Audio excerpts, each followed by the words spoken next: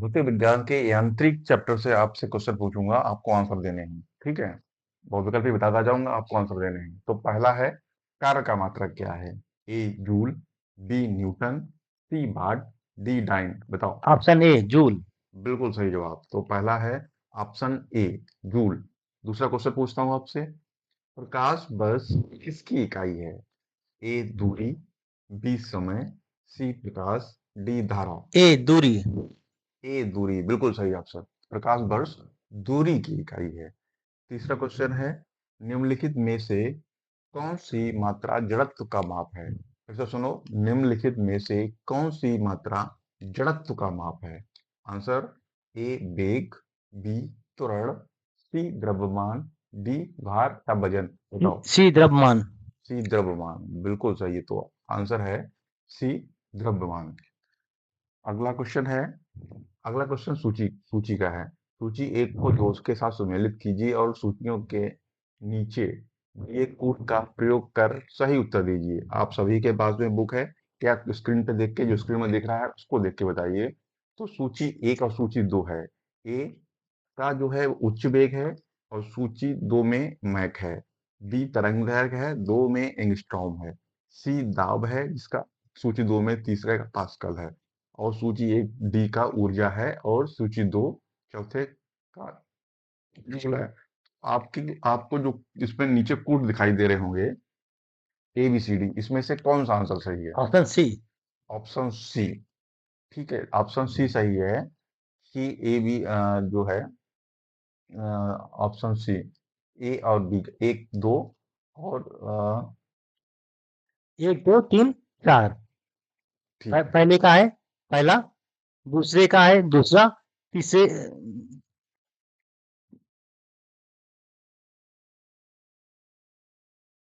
Next question.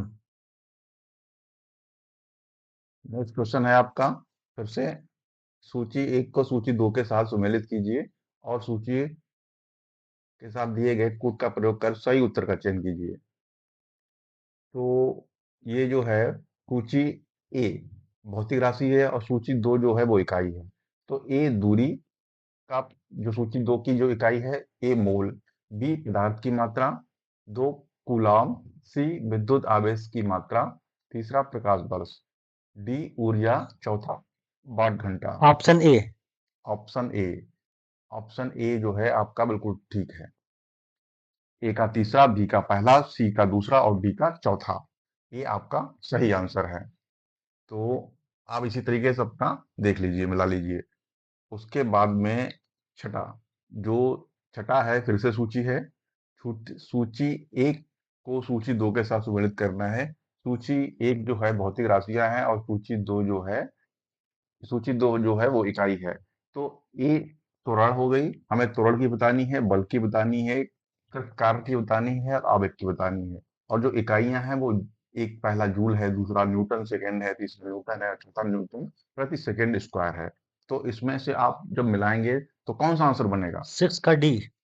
Six का D, जो D answer है वो सही है। ए का चौथा, मतलब त्वरण की मीटर प्रति सेकंड स्क्वायर इकाई होती है। बी का तीसरा, मतलब बल का तीसरा, बल की इकाई न्यूटन होती है।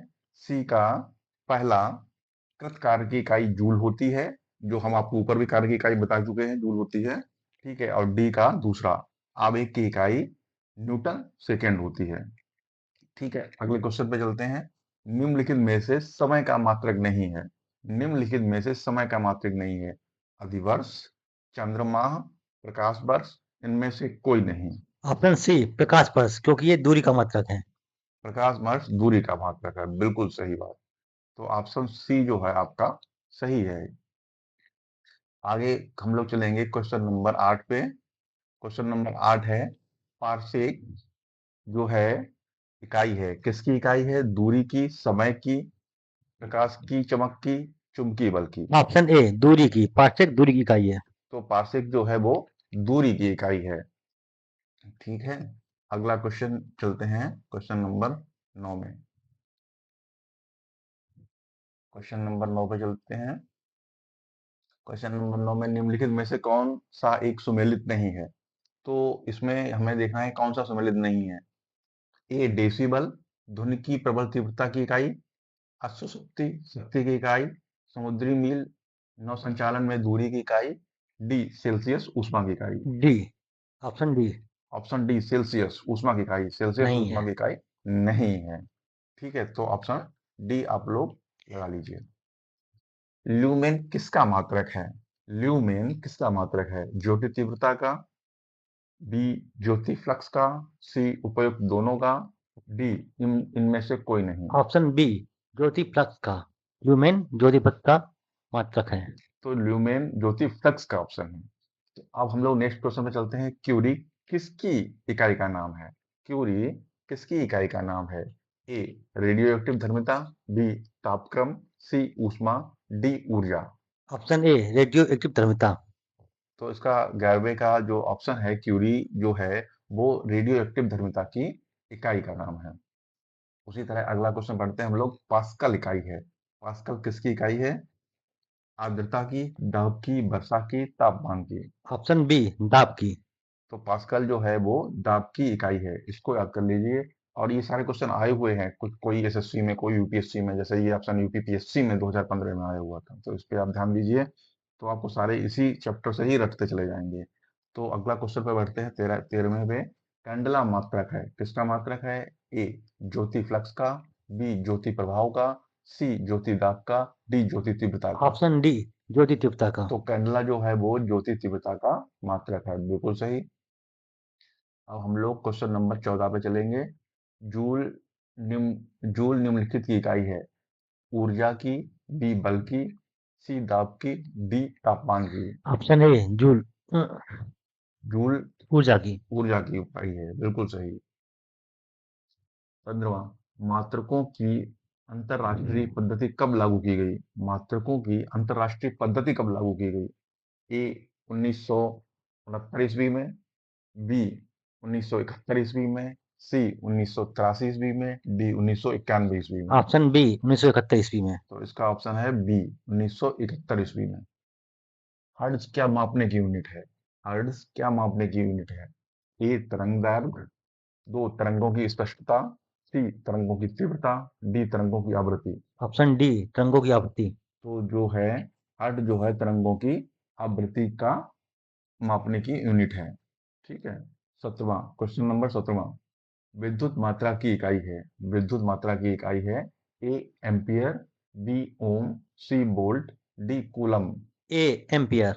विद्युत मात्रा की इकाई एम्पियर है, मतलब विद्युत मात्रा को एम्पियर से मापा जाता है। अगला जो क्वेश्चन है वो है एसआई पद्धति में लेंस की शक्ति की इकाई क्या है? एसआई पद्धति में लेंस की शक्ति की इकाई क्या है? A watt, B dioptre, C ऑप्टर, D metre. Option B, dioptre. Option B dioptre, मतलब एसआई पद्धति में जो लेंस की शक्ति है इसकी इकाई डायोप्टर है। और ये आरआरबी 2001 में आया हुआ था, इसको आप लोग याद करें। ठीक है, तो ये आपका डायोप्टर हो गया। 19वीं पे चलते हैं। डेसिमल किसे नापने के लिए प्रयोग में लाया जाता है? डेसिबल किसे नापने के लिए प्रयोग में लाया जाता है? ए खून में हीमोग्लोबिन, बी पेशाब में शक्कर, सी वातावरण में ध्वनि, डी वायु में कण। ऑप्शन सी, वातावरण में ध्वनि। तो डेसिबल है ये, वातावरण में कितनी ध्वनि है इसको नापने का काम आता है। आप लोगों ने देखा होगा कि बहुत सारे स्पीकर्स बजते रहते हैं, बहुत सारे, तो ये क्या करते हैं, ये सब की जो वो होती है वो डेसिबल में होती है। अगर डेसिबल 1 यूनिट से ज्यादा हो जाएगा तो यही चीजें प्रदूषण करने लगती हैं। अगला क्वेश्चन पढ़ते हैं। एम्पियर क्या नापने की इकाई है? एम्पियर क्या नापने की इकाई है? 20वां क्वेश्चन आपको दिख रहा होगा। तो एक वोल्टेज, बी करंट, सी प्रतिरोध, डी पावर। बी, तो करंट। तो एम्पियर से हम लोग करंट नापते हैं। आपने देखा होगा हमारे सबके घर में लाइट लगी हुई है, सबके यहाँ पे मीटर लगे हुए हैं, तो बिल आता होगा बिजली का, तो उसमें से आप लोग सब चेक कर सकते हैं। यानी प्रत्यास्थता गुणांक का, यानी प्रत्यास्थता गुणांक का एसआई मात्रक है। A dyne per centimetre, B newton per metre, C newton per metre square, D metre square per second. Option C, newton प्रति मीटर स्क्वायर। तो इन प्रत्यास्थता गुणांक का एसआई मात्रक न्यूटन पर मीटर स्क्वायर है। इसी पे आप लोग टिक कर सकते हैं। क्वेश्चन नंबर 22 पे चलते हैं। निम्नलिखित युग्मों में से किस भौतिक राशि के समान विमीय सूत्र नहीं है? विमा आप लोग जानते ही हैं, तो विमीय ऐसे विमीय सूत्र में होते हैं। आपने देखा होगा MLT करके जो भी सूत्र बनाए जाते हैं वो विमीय सूत्र होते हैं। तो हम इसमें जो क्वेश्चन पूछा गया है, निम्नलिखित युग्मों में से किन भौतिक राशियों के समान विमीय सूत्र नहीं है? तो बल एवं दाब, बी कार्य एवं ऊर्जा, सी आवेग एवं संवेग, डी भार एवं बल। ऑप्शन ए बल एवं दाब। बल एवं दाब का जो है वो भौतिक राशि समान विमीय सूत्र नहीं है। अब हम लोग अगले क्वेश्चन पे चलते हैं, क्वेश्चन नंबर 23 पे। एक खगोलीय इकाई संबंधित है, एक खगोलीय इकाई संबंधित है ए सूर्य एवं पृथ्वी के बीच की दूरी से, बी चंद्रमा एवं पृथ्वी के बीच की दूरी से, सी सूर्य एवं चंद्रमा के बीच की दूरी से, डी उपर्युक्त में से कोई नहीं। ऑप्शन ए सूर्य एवं पृथ्वी के बीच की दूरी से। तो इसमें का एक क्वेश्चन का आंसर जो है सही है। एक खगोलीय संबंधित इकाई जो है वो किससे संबंधित है? सूर्य एवं पृथ्वी के बीच की दूरी से। मतलब सूर्य पृथ्वी से हम जो सूर्य को देखते हैं तो वो जो उसके बीच की जो वो होती है इकाई होती है वो एक खगोलीय इकाई है। निम्नलिखित में से कौन सी अविमीय राशि है? अविमीय राशि है। तो ए विकृति, बी श्यानता गुणांक, सी गैस नियतांक, डी प्लांक नियतांक। ऑप्शन ए विकृति। विकृति जो है वो एक अविमीय राशि है। ये सारी विमीय राशियां हैं जबकि ये अविमीय राशि हैं। वो आप लोग दिमाग में पढ़ सकते हैं कि विमीय क्या होता है, विमीय राशि क्या होती है। वो हम आगे आपको ये भी बताएंगे, पढ़ाएंगे, अगर आपने नहीं पढ़ा। अगले क्वेश्चन में जाते हैं। तो क्वेश्चन नंबर 25 पे आते हैं। निम्नलिखित में से कौन एक सदिश राशि नहीं है? दो तरीके की राशियां होती हैं, सदिश और अदिश। ठीक है, आप लोगों को पता होंगे, अगर नहीं पता है तो हम आपको उसको विस्तृत रूप से बताएंगे। ठीक है, तो पहला संवेग है, बी वेग है, सी कोणीय वेग है, डी द्रव्यमान है। ऑप्शन डी ऑप्शन डी द्रव्यमान। द्रव्यमान। ये एक सदिश राशि नहीं है, मतलब ये एक अदिश राशि है। बाकी संवेग वेग और कोणीय वेग एक सदिश राशि है, इसमें एक दिशा होती है। सदिश राशियों में दिशाएं होती हैं, ठीक है, जबकि इसमें दिशा नहीं होती है अदिश राशि में, इसलिए द्रव्यमान एक सदिश राशि नहीं है, इसको अदिश राशि बोलते हैं। तो अब अगला क्वेश्चन पढ़ते हैं। अदिश राशि है, अदिश राशि कौन सी है? ऑप्शन देते हैं। ए ऊर्जा, बी बलागुण, सी संवेग, डी उपरोक्त सभी। ऑप्शन ए ऊर्जा। ऊर्जा जो है एक अदिश राशि है, जबकि बलागुण और संवेग जो है वो एक सदिश राशियां हैं, इसमें दिशा होती है। निम्नलिखित में से कौन सी एक सदिश राशि है? अब फिर से बतानी है कौन सी एक सदिश राशि है। तो ए संवेग, बी दाब, सी ऊर्जा, डी कार्य। ऑप्शन ए संवेग। संवेग, संवेग जो है वो एक सदिश राशि है, जबकि बाकी जो है कार्य दाब ऊर्जा ये एक अदिश राशियां हैं। निम्नलिखित में से अगला क्वेश्चन है 28। निम्नलिखित में से कौन सी राशि सदिश नहीं है? सदिश नहीं है मतलब अदिश राशि है। तो कौन सी नहीं है? ए विस्थापन, बी वेग, सी बल, डी आयतन। ऑप्शन डी आयतन। आयतन जो है वो एक सदिश राशि नहीं है, मतलब ये एक अदिश राशि है। आयतन एक अदिश राशि है, बाकी ये तीनों विस्थापन, वेग और बल सदिश राशियां हैं। अगला क्वेश्चन पढ़ते हैं। निम्नलिखित में से सदिश राशि है, फिर से सदिश राशि बतानी है। ए वेग, बी द्रव्यमान, सी समय, डी लंबाई। ए वेग। ए वेग, वेग एक सदिश राशि है, जबकि द्रव्यमान, समय और लंबाई जो है वो अदिश राशियां हैं। अगला क्वेश्चन है। निम्नलिखित में से कौन सा एक व्युत्पन्न परिमाण नहीं है? परिमाण लंबाई होती है दोस्तों, आप सभी को पता है कि परिमाण हम लोग लंबाई को बोलते हैं। ठीक है, तो क्वेश्चन ये है, निम्नलिखित में से कौन सा एक व्युत्पन्न परिमाण नहीं है? तो व्युत्पन्न परिमाण कौन सा नहीं है? ए घनत्व नहीं है, बी द्रव्यमान नहीं है, सी आयतन नहीं है, डी चाल नहीं है। ऑप्शन बी द्रव्यमान। द्रव्यमान एक व्युत्पन्न परिमाण नहीं है, तो इस पर टिक कर लीजिए ऑप्शन नंबर बी पे। क्वेश्चन नंबर 31 पे चलते हैं। त्वरण ज्ञात करने का सही सूत्र क्या है? त्वरण ज्ञात करने का सही सूत्र क्या है? अगर आपको त्वरण ज्ञात करना हो तो इसके जो वो हैं सूत्र जो हैं इस प्रकार से हैं। A A A equal to V minus U upon T. Option B है A equal to mu plus V T. Option C है A equal to V plus U upon T. Option D है A equal to V plus U upon two. Option A बराबर V minus U upon T. ठीक है, option ए जो है आपका बिल्कुल ही सही आंसर है। इसमें ए क्या है? ए त्वरण है। वी जो है वो अंतिम वेग है और माइनस यू, जो यू होता है वो प्रारंभिक वेग होता है और अपॉन टी, टी समय को बोलते हैं। बिल्कुल सही। अब अगला क्वेश्चन पढ़ते हैं। पदार्थ के संवेग और वेग के अनुपात से कौन सी भौतिक राशि प्राप्त की जाती है? पदार्थ के संवेग और वेग के अनुपात से कौन सी भौतिक राशि प्राप्त की जाती है? ए वेग, बी त्वरण, सी द्रव्यमान, डी बल। सी, ऑप्शन सी, द्रव्यमान। पदार्थ के संवेग और वेग के अनुपात में से द्रव्यमान जो है वो प्राप्त किया जाता है। तो इस तरीके से 32 में का सी का आंसर बिल्कुल ठीक है। अब अगला क्वेश्चन आएंगे क्वेश्चन नंबर 33 पे। प्लांक के अचर में किसका आयाम होता है? प्लांक के अचर में किसका आयाम होता है? ए ऊर्जा, बी रैखिक गति, सी कोणीय गति, डी बल। Option C. ऑप्शन सी कोणीय गति। प्लांक के अचर में जो है कोणीय गति होती है। अगला क्वेश्चन है 34वां। एक लड़की झूले पर बैठी स्थिति में झूला झूल रही है।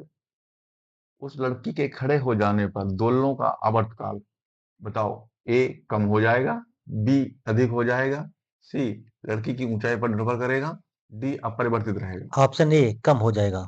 ऑप्शन ए कम हो जाएगा, बिल्कुल सही आंसर।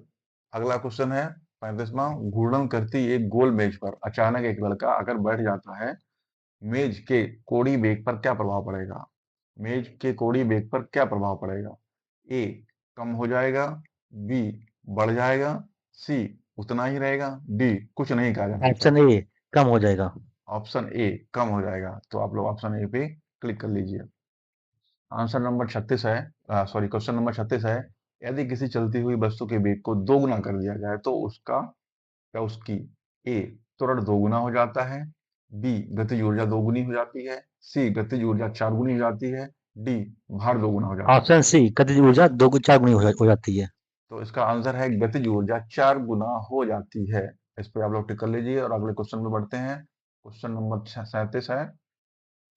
किसी पिंड के द्रव्यमान तथा भार के अंतर होता है। किसी पिंड के द्रव्यमान तथा भार में अंतर होता है क्योंकि ए द्रव्यमान परिवर्तनीय होता है जबकि भार स्थिर रहता है, बी द्रव्यमान स्थिर रहता है जबकि भार परिवर्तनीय होता है, डी दोनों सत्य हैं, डी दोनों गलत हैं। ऑप्शन बी, द्रव्यमान स्थिर रहता है जबकि भार परिवर्तित होता है। तो इसका जो आंसर है वो द्रव्यमान स्थिर रहता है जबकि भार परिवर्तनीय होता है, बिल्कुल सही आंसर। अगला क्वेश्चन है। किसी भी स्थिर या गतिशील वस्तु की स्थिति और दिशा में तब तक कोई परिवर्तन नहीं होता जब तक उस पर कोई बाह्य बल सक्रिय ना हो।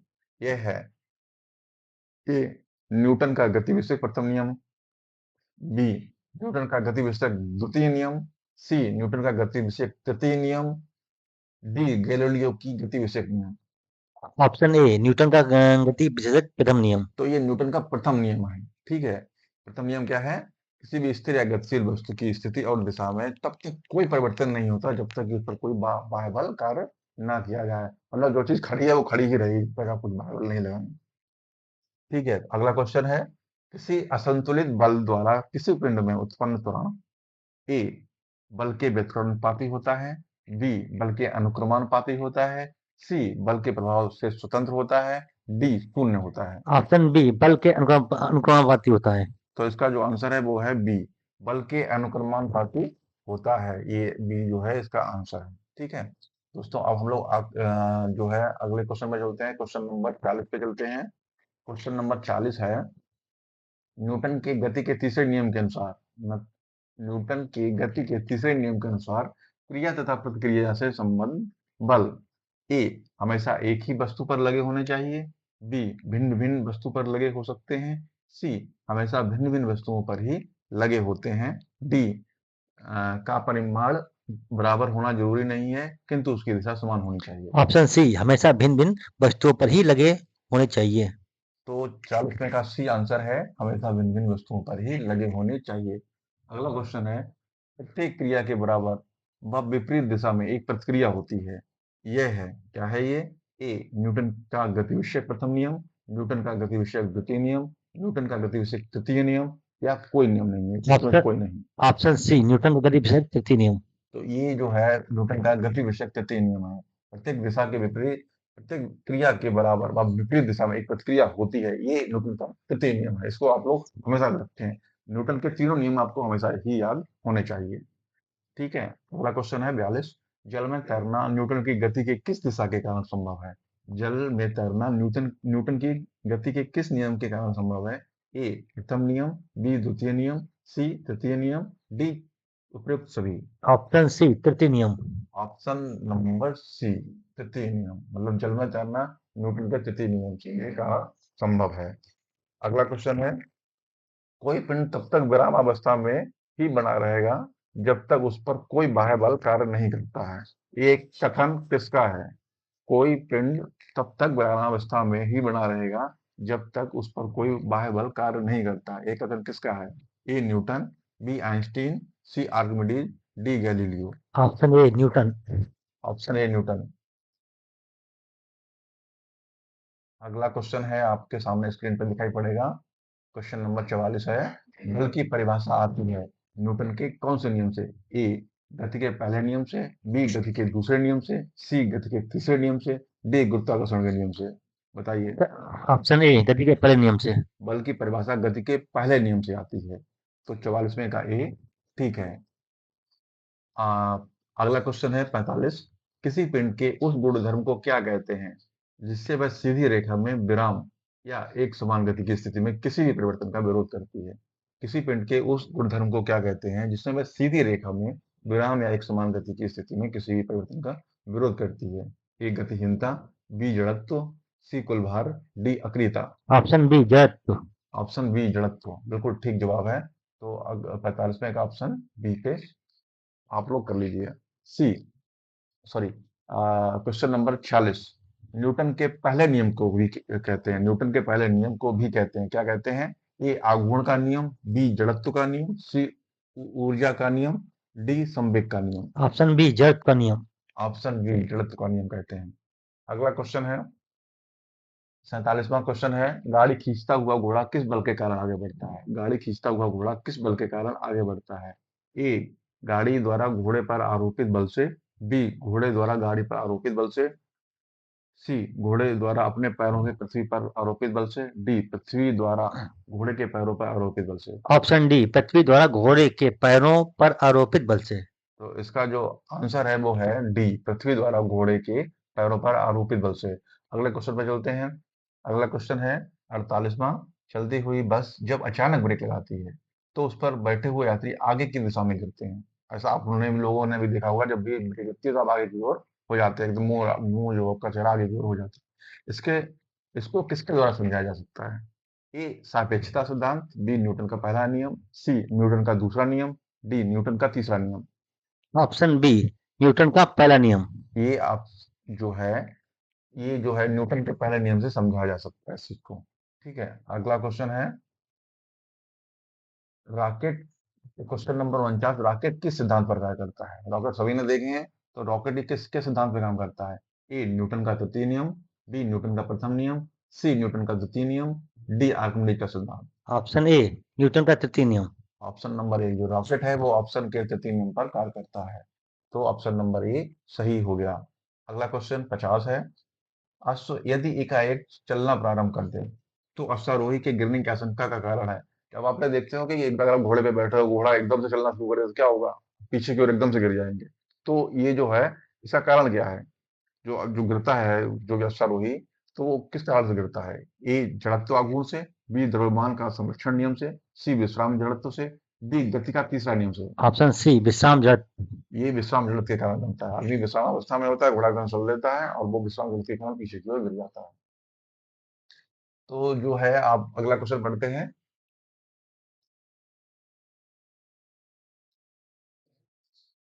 इस प्रकार है, क्रिकेट का खिलाड़ी तेजी से आती हुई बॉल को क्यों अपने हाथ के पीछे खींचकर पकड़ता है? ए ऑप्शन है बॉल विश्राम की स्थिति में आ सकती है, बी बॉल त्वरित स्थिति में रह सकती है, सी हो सकता है कि उसे कम बल लगाने की आवश्यकता हो, डी हो सकता है कि उसे अधिक बल लगाने की आवश्यकता हो। ऑप्शन ए बाल ब्राम की स्थिति में आ सकती है। हाँ, तो 51 का ए है, क्या है? बॉल जो है वो विश्राम स्थिति में आ सकती है। और जो है ये अब हम लोग चलेंगे आगे क्वेश्चन नंबर 52 पे। सही टिक के लिए हम इसमें से वो चूज कर लेते हैं ना, एक टूल टिक कर लेते हैं।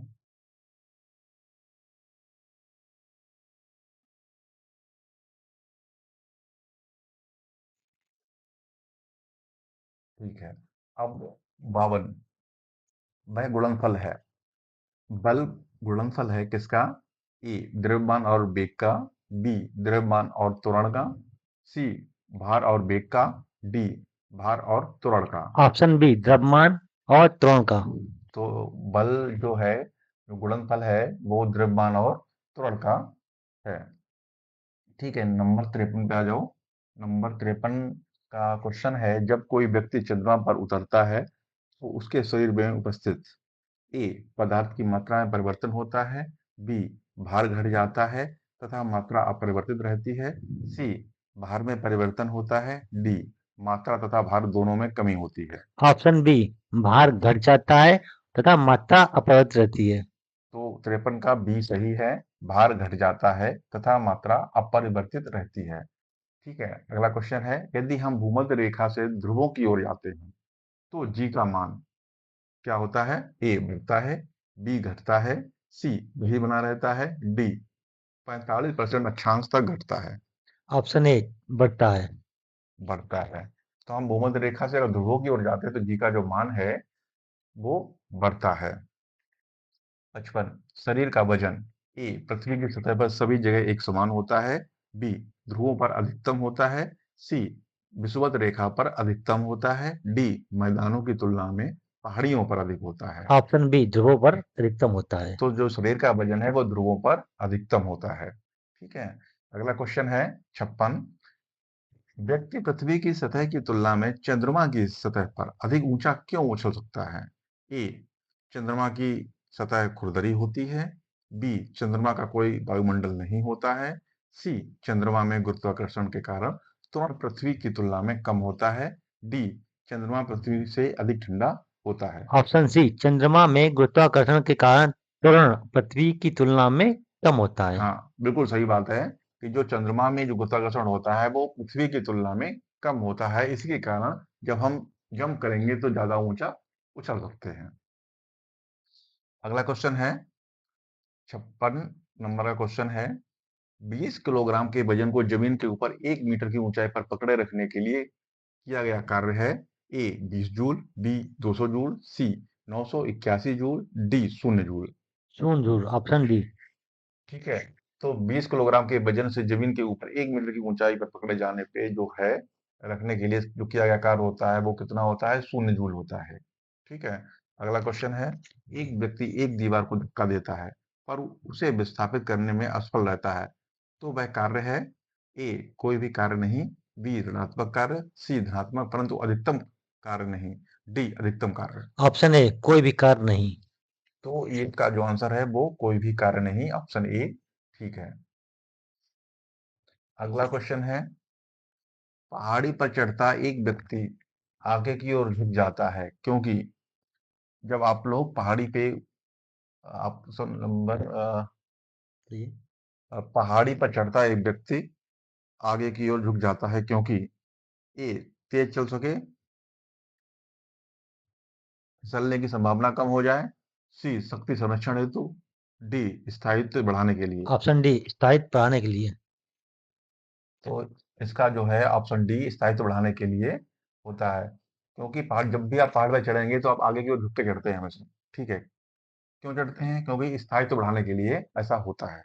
अगला क्वेश्चन है 60वां, पीसा की ऐतिहासिक मीनार तिरछी होते हुए भी नहीं गिरती है क्योंकि ए इसके गुरुत्व केंद्र से जाने वाली ऊर्ध्वाधर रेखा आधार से होकर जाती है, बी इसके गुरुत्व केंद्र से होकर जाने वाली ऊर्ध्वाधर रेखा आधार से होकर जाती है होकर नहीं जाती है, सी इसके पीछे ईश्वरीय प्रभाव है, यह एक आश्चर्य है। ऑप्शन ए इसके कुछ केंद्र में से जाने वाली उत्तर रेखा आधार से होकर जाती है। तो इसका कारण ये है क्योंकि इसका जो गुरुत्व केंद्र है इसमें जाने वाली जो ऊर्ध्वाधर रेखा है आधार से होकर जाती है, इसीलिए ये नहीं गिरता है। अगर ऐसा ना हो तो ये मीनार गिर जाए क्योंकि ये तिरछी है इसलिए। अगला क्वेश्चन जो है वो 61 नंबर का है। जाड़े की रातों में अत्यधिक ठंड पड़ने पर पानी की पाइप फट जाती है क्योंकि ए जमने के बाद पानी का घनत्व कम हो जाता है, बी जमने के बाद पानी कठोर हो जाता है अतः उसकी ये कठोरता पाइप को तोड़ देती है, सी जमने के बाद पानी का आयतन बढ़ जाता है, डी जमने के बाद पानी की पाइप का धातु गल जाता है। ऑप्शन सी, जमने के बाद पानी का आयतन बढ़ जाता है। बिल्कुल ठीक आंसर है। आंसर नंबर सी सही है, जमने के बाद पानी का आयतन बढ़ जाता है। इसलिए क्या होता है, इसीलिए जब सर्दियां बहुत ज्यादा पड़ती हैं तो क्या होता है, पानी की पाइप फट जाती है। अगला क्वेश्चन 62 है। पानी से भरी पानी से भरी डाट लगी बोतल जमने पर टूट जाएगी क्योंकि ए जमने पर बोतल सिकुड़ती है, बी जमने पर जल का आयतन घट जाता है, सी जमने पर जमने पर जल का आयतन बढ़ जाता है, डी कांच ऊष्मा का कुचालक है। ऑप्शन सी, जमने पर जल का आयतन बढ़ जाता है। जमने पर जल का आयतन बढ़ जाता है, इसीलिए क्या होता है, इसीलिए जो बोतल होती है वो टूट जाती है। अगला क्वेश्चन है 63। जल के आयतन में क्या परिवर्तन होगा यदि तापमान 9 डिग्री सेल्सियस से गिराकर 3 डिग्री सेल्सियस कर दिया जाता है? ए आयतन में कोई परिवर्तन नहीं होगा, बी आयतन पहले बढ़ेगा और बाद में घटेगा, सी आयतन पहले घटेगा और बाद में बढ़ेगा, डी पानी जम जाएगा। ऑप्शन सी, आयतन में पहले घटेगा और बाद में बढ़ेगा। बिल्कुल सही बात है, पहले आयतन घटेगा फिर आयतन बढ़ेगा बाद में। ठीक है, अब अगले क्वेश्चन की ओर जाते हैं। अगला क्वेश्चन है 64 नंबर पे। एक झील से तैरने वाली इस्पात की नाव द्वारा विस्थापित पानी का भार कितना है? एक झील में तैरने वाली इस्पात की नाव के लिए नाव द्वारा विस्थापित पानी का भार कितना है? ऑप्शन ए है नाव के भार से कम, बी नाव के भार से ज्यादा, सी नाव के उस भार के बराबर जो झील के पानी की सतह के नीचे है, डी नाव के भार के बराबर। ऑप्शन सी, नाव के उस भाग के भार के बराबर जो झील के पानी की सतह के नीचे है। बिल्कुल सही क्वेश्चन 64 का आंसर सी बिल्कुल सही है, नाव के उस भाग के भार के बराबर जो झील के पानी की सतह के नीचे है। अगला क्वेश्चन नंबर 65 है। किसी कालीन की सफाई के लिए यदि उसे घड़ी से पीटा जाए छड़ी से पीटा जाए तो उसमें कौन सी नियम लागू होता है? मतलब किसी कालीन की सफाई के लिए यदि उसे छड़ी से पीटा जाए तो उसमें कौन सा नियम लागू होता है? ए गति का पहला नियम, बी गति का दूसरा नियम, सी गति का तीसरा नियम और डी गति के पहले और दूसरे नियम का संयोजन। ऑप्शन ए, गति का प्रथम नियम। बिल्कुल सही बात है, गति के प्रथम के नियम के द्वारा ये प्रथम नियम इसमें लागू होता है।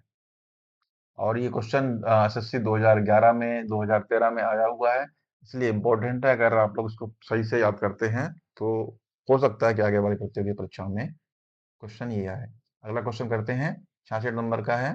सड़क पर चलने की अपेक्षा बर्फ पर चलना कठिन है क्योंकि अब आप लोग कभी कश्मीर गए होंगे और वहां पे बर्फ पड़ी होगी अगर रास्ते में, तो उसमें चलना बहुत कठिन होता है।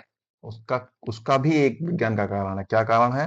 नंबर ए बर्फ सड़क से सख्त होती है, बी सड़क बर्फ से सख्त होती है, सी जब हम अपने पैरों से धक्का देते हैं तो बर्फ कोई प्रतिक्रिया व्यक्त नहीं करती, डी बर्फ में सड़क की अपेक्षा घर्षण कम होता है। ऑप्शन डी, ऑप्शन डी बिल्कुल बर्फ सही में है। सड़क की अपेक्षा घर्षण कम होता है। बर्फ में सड़क की अपेक्षा घर्षण कम होता है, इसीलिए चलना कठिन होता है। अगला है रोड़ी युक्त सड़क की तुलना में बर्फ पर चलना कठिन होता है क्योंकि अब देखो यही चीज अभी ऊपर बताई थी, सेम चीज ही नीचे आ गई है। क्यों होता है? ऑप्शन देते हैं, बताना। ए बर्फ मुलायम एवं स्पंजी होती है जबकि रोड़ी कठोर होती है, बी पैर तथा बर्फ के मध्य घर्षण बल रोड़ी एवं पैर के मध्य घर्षण बल की तुलना में कम होता है, सी बर्फ पर घर्षण बल रोड़ी की तुलना में अधिक होता है, डी उपयुक्त में से कोई नहीं। ऑप्शन बी, पैर तथा बर्फ के मध्य घर्षण बल रोड़ी एवं पैर के मध्य घर्षण बल की तुलना में कम होता है। बिल्कुल सही जवाब है। अगला क्वेश्चन है, इसका आंसर क्वेश्चन बी पे आप टिक कर लीजिए। 68 नंबर के क्वेश्चन पे आते हैं। लकड़ी के सिलेंडराकार पात्र को खींचने की जगह लुढ़काना आसान होता है क्योंकि अब जब वो लकड़ी का हो सिलेंडर, आपके घर में सिलेंडर यूज होते हैं, ठीक है, इसको खींचने की जगह वो लुढ़काएंगे तो आसानी से लुढ़कता है। इसके ऊपर भी साइंस काम करता है। क्या काम करता है? ऑप्शन बोलते हैं, बताना। ए जब उसे खींचा जाता है तो वस्तु का भार कार्यकारी होता है। बी, लुढ़कन अवस्था का घर्षण बल फिसलन अवस्था के घर्षण बल की तुलना में बहुत कम होता है। सी, खींचने की अवस्था में सड़क के संपर्क में बैरल का पृष्ठ क्षेत्रफल अधिक होता है। डी, उपयुक्त विकल्पों से अतिरिक्त कोई विकल्प। ऑप्शन बी, लुढ़कन अवस्था का घर्षण बल फिसलन अवस्था के घर्षण बल की तुलना में बहुत कम होता है। बस यही कारण है कि वो आराम से लुढ़काया जा सकता है। ठीक है, अगला क्वेश्चन नंबर 69 है। एक नदी में चलता हुआ जहाज समुद्र में आता है, तब जहाज का स्तर ए पहले जितना होगा, थोड़ा ऊपर आएगा, थोड़ा नीचे जाएगा, ऊपर या नीचे होगा, जो उसमें पड़े हुए भार पर निर्भर करता है। ऑप्शन बी, थोड़ा ऊपर आएगा। हाँ, एक नदी में चलता हुआ जहाज समुद्र में आता है, तब जहाज का जो स्तर है वो थोड़ा ऊपर आएगा। आंसर नंबर बी बिल्कुल ठीक है। अगला क्वेश्चन, क्वेश्चन नंबर 70 है।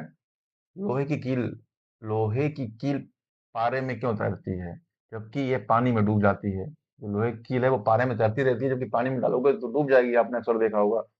उसके ऊपर साइंटिफिक रीजन क्या है, आप सब बता रहे हैं, बताइए। ए, लोहे की पारे से रासायनिक क्रिया की प्रवृत्ति पानी की तुलना में कम होने के कारण। डी, लोहे का भार पानी से अधिक है तथा पारे से कम है। लोहे का घनत्व पानी से अधिक है तथा पारे से कम है। डी, पारा पानी से भारी है। ऑप्शन सी, लोहे का घनत्व पानी से अधिक है तथा पारे से कम। हाँ, बिल्कुल ठीक बात है। इसीलिए जो है, जो लोहे की कील है वो पारे में तैरती रहती है, जबकि पानी में डालेंगे तो तुरंत ही डूब जाएगी। बिल्कुल सही जवाब। अगले क्वेश्चन की ओर चलते हैं। क्वेश्चन नंबर है 71। जब एक ठोस पिंड को पानी में डुबोया जाता है तो उसके भार में ह्रास होता है, ये ह्रास कितना होता है? ए, विस्थापित पानी के भार के बराबर। बी, विस्थापित पानी के भार से कम। सी, विस्थापित पानी के भार से अधिक। डी, विस्थापित पानी के भार से संबंधित नहीं। ऑप्शन ए, विस्थापित पानी के भार के बराबर। बिल्कुल सही ऑप्शन है। विस्थापित पानी के भार के बराबर जो है, इसमें ह्रास होता है। अगला क्वेश्चन है 72वां। बर्फ पानी में तैरती है, परंतु एल्कोहल में डूब जाती है।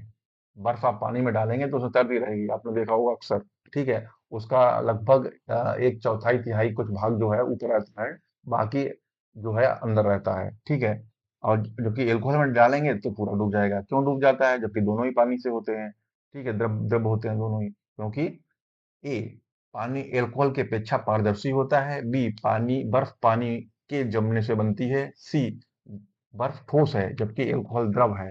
डी, बर्फ पानी में हल्की होती है तथा अल्कोहल में भारी होती है। ऑप्शन डी, बर्फ पानी से हल्की होती है तथा अल्कोहल से भारी होती है। बिल्कुल सही आंसर है। बर्फ जो है पानी से हल्की होती है तथा अल्कोहल से भारी होती है, इसीलिए जो है वो अल्कोहल में डूब जाती है, जबकि पानी में तैरती रहती है।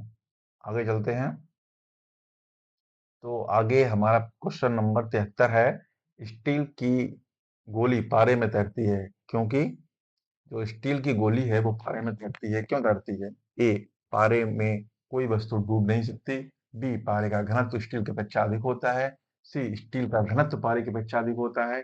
डी, गोली तैर नहीं सकती। ऑप्शन बी, पहाड़ी का घनत्व स्टील की अपेक्षा अधिक होता है। बिल्कुल सही जवाब है। जो पारे का घनत्व है वो स्टील की अपेक्षा अधिक होता है, इसीलिए वो जो है पारे पे तैरती रहती है। अगर कम हो तो डूब जाएगी। अगले क्वेश्चन की ओर चलते हैं। क्वेश्चन नंबर 74 है। एक लोहे की गेंद पारद या मरकरी से भरी बाल्टी में गिराई जाती है तो क्या होता है? ए, यह बाल्टी की पेंदी में बैठ जाएगी। ये पारे के सतह पर तैरेगी। ये घुल जाएगी। डी, उपयुक्त में से कोई नहीं। ऑप्शन बी, ये पारे की सतह पर तैरेगी। बिल्कुल सही आंसर है। 74वें का बी जो है, ये पारे की सतह पर तैरेगी। जब लोहे की गेंद पारद या मरकरी से भरी बाल्टी में गिराई जाती है तो क्या होता है? ये पारे की सतह पर तैरेगी। अगला क्वेश्चन 75 है। इस किस तापमान पर जल का घनत्व जो है अधिकतम होता है? ए, 0 डिग्री सेल्सियस पे। बी, 1 डिग्री सेल्सियस पे। सी, 2 डिग्री सेल्सियस पे। डी, 4 डिग्री सेल्सियस ऑप्शन पे। डी, 4 डिग्री सेल्सियस पर। बिल्कुल सही है। 4 डिग्री सेल्सियस पर जो है वो जल का घनत्व अधिकतम होता है। अगला क्वेश्चन है 76। वस्तु की मात्रा बदलने पर अपरिवर्तित रहेगा। वस्तु की मात्रा बदलने पर अपरिवर्तित रहेगा। क्वेश्चन नंबर 76 आप लोग देख रहे हैं। ठीक है, तो इसका जो आंसर बता रहे हैं, ए जो है ऑप्शन आयतन है। बी, भार है। सी, द्रव्यमान है। डी, घनत्व है। ऑप्शन डी, घनत्व। ठीक है, ऑप्शन डी, घनत्व। वस्तु की मात्रा बदलने पर जो घनत्व है वो अपरिवर्तित रहेगा। अगले क्वेश्चन पे चलते हैं 77वें पे। तैराक को नदी के मुकाबले समुद्री पानी में तैरना आसान क्यों लगता है? ए, समुद्री पानी में प्रदूषण कम होता है। बी, समुद्री तरंगे तैराक को तैरने में सहायक होती हैं। सी, समुद्री पानी का घनत्व साधारण पानी से ज्यादा होता है। डी, समुद्र में पानी का आयतन ज्यादा होता है। ऑप्शन सी, समुद्री पानी का घनत्व साधारण पानी से ज्यादा होता है। हाँ, इसीलिए जो है इसको समुद्री पानी में तैरना आसान लगता है। ठीक है, अगला क्वेश्चन पर की ओर बढ़ते हैं। 77 नंबर का क्वेश्चन है, बादल किस कारण से वायुमंडल में तैरते हैं? जो बादल आप लोग देखते हैं वो किस कारण से वायुमंडल में तैरते रहते हैं? ए, निम्न दाब पे। बी, निम्न घनत्व पे। सी, निम्न शांता के कारण। डी, निम्न तापमान के कारण। ऑप्शन बी, निम्न घनत्व। निम्न घनत्व के कारण वो जो है बादल जो है वो वायुमंडल में तैरते रहते हैं, नहीं तो सारे नीचे गिर पड़े हैं, सिर्फ निम्न घनत्व के कारण।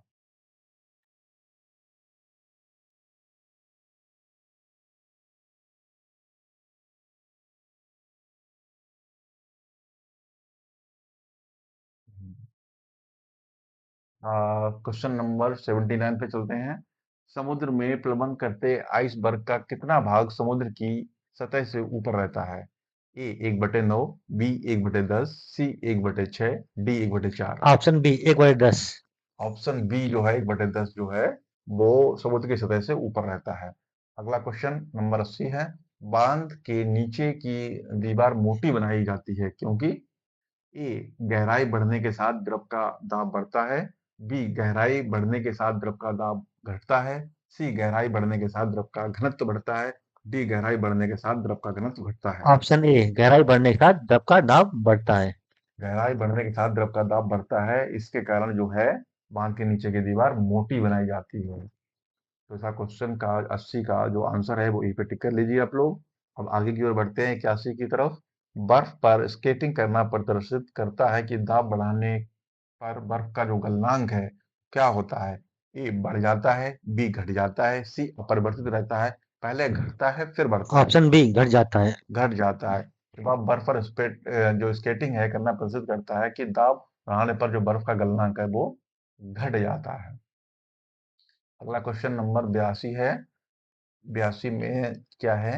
चौराहों पर पानी के फुहारे में गेंद नाचती रहती है। जो चौराहों पर पानी के फुहारे आप लोग देखते हैं उसमें आप गेंद डालिए तो वो नाचती रहती है, अक्सर उसमें पड़ी भी होती है। किसके कारण? ए, पानी का वेग अधिक होने से दाब घट जाता है। बी, पानी का वेग अधिक होने से दाब अधिक हो जाता है। सी, पानी के पृष्ठ तनाव के कारण। डी, पानी की शांतता के कारण। ऑप्शन ए, पानी का वेग अधिक होने से दाब घट जाता है। बिल्कुल सही आंसर है, इसी के कारण जो है जो फुहारे होते हैं उस पे गेंद नाचती रहती है। अब जो है अगला क्वेश्चन है 83।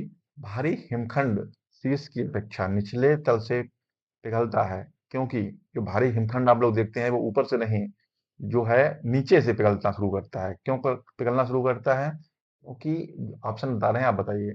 निचले तल का तापमान अधिक होता है। बी, निचले तल का दाब अधिक होने के कारण गलनांक घट जाता है।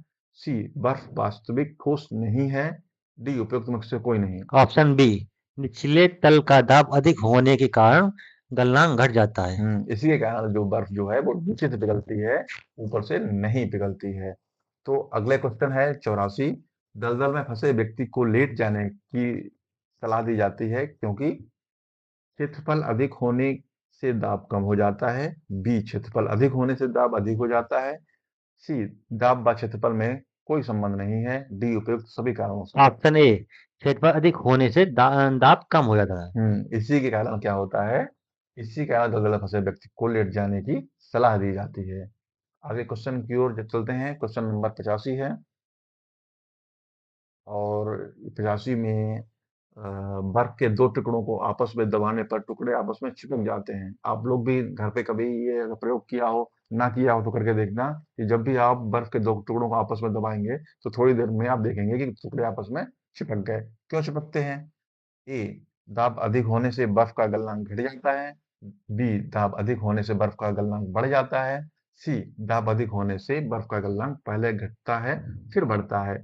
डी, दाब व गलनांक में कोई संबंध नहीं है। ऑप्शन ए, दाब अधिक होने से बर्फ का गलनांक घट जाता है। बिल्कुल सही आंसर है ऑप्शन ए जो है, दाब अधिक होने से बर्फ का गलना घट जाता है, इसी के कारण दोनों जो बर्फ के टुकड़े हैं वो आपस में चिपक जाते हैं। तो अब हम लोग चलते हैं प्रश्न नंबर 86 की तरफ। और 86 प्रश्न है, हाँ, 86 प्रश्न है आपका, प्रायः तेज आंधी आने पर फूस या टीन की हल्की छतें उड़ जाती हैं। आप लोगों ने भी देखा होगा, छोटी मोटी छत पर डाल देते हैं या कहीं पे भी डाल देते हैं, फिर तेज आंधी आती है तो जो फूस की बनी होती है या टीन की जो हल्की छतें होती हैं उड़ जाती हैं। क्यों उड़ जाती हैं? ए, छतों का आकार जटिल होता है। बी, छतें कसकर बंधी नहीं होती हैं। सी, छत के ऊपर बहने वाली उच्च वेग की वायु छत सतह पर दाब उत्पन्न कर देती है तथा नीचे छत के नीचे का दाब सामान्य रहता है। डी, फूस की छतें तेज वायु से स्वतः उड़ जाती हैं। ऑप्शन सी, छत के ऊपर बहने वाली उच्च वेग की वायु छत सतह पर दाब उत्पन्न कर देती है तथा छत के नीचे दाब समान रहता है। बिल्कुल सही जवाब है। इसी के कारण जो है हमारे छत के ऊपर से टीनें उड़ जाती हैं, कभी फूस की डाल देते हैं, कुछ छप्पर पर डाल देते हैं, वो भी उड़ जाता है इसी वजह से। अब अगला क्वेश्चन पढ़ते हैं। क्वेश्चन नंबर 87 है, रेल की पटरी के नीचे लकड़ी या कंक्रीट की चौड़ी पट्टियां लगाई जाती हैं जिससे कि वह झटकों को अवशोषित कर सके। बी, किस पट्टियां सभी सही तरीके से लगाने के लिए। सी, पटरियां समानांतर बनी रहें। डी डी रेलगाड़ी द्वारा लगाया गया दाब कम हो जाए। ऑप्शन डी, रेलगाड़ी द्वारा लगाया गया दाब कम हो जाए। बिल्कुल सही है। क्वेश्चन नंबर 87 का ऑप्शन डी बिल्कुल सही है, रेलगाड़ी द्वारा लगाया गया दाब कम हो जाए। अगला क्वेश्चन है 88, पहाड़ों पर कभी-कभी व्यक्ति के नाक ब खून मुँह से खून निकलने लगता है। देखा होगा लोग अक्सर, अगर आप भी कभी कश्मीर या जम्मू कश्मीर गए हैं, तो जैसे ही आप फ्लाइट से नीचे उतरेंगे, तो आपके मुँह नाक से एकदम से खून आ जाएगा, कई बार होता है। तो क्यों होता है? ऑप्शन है ए, ऊंचाई बढ़ने से रक्त दाब बढ़ता है।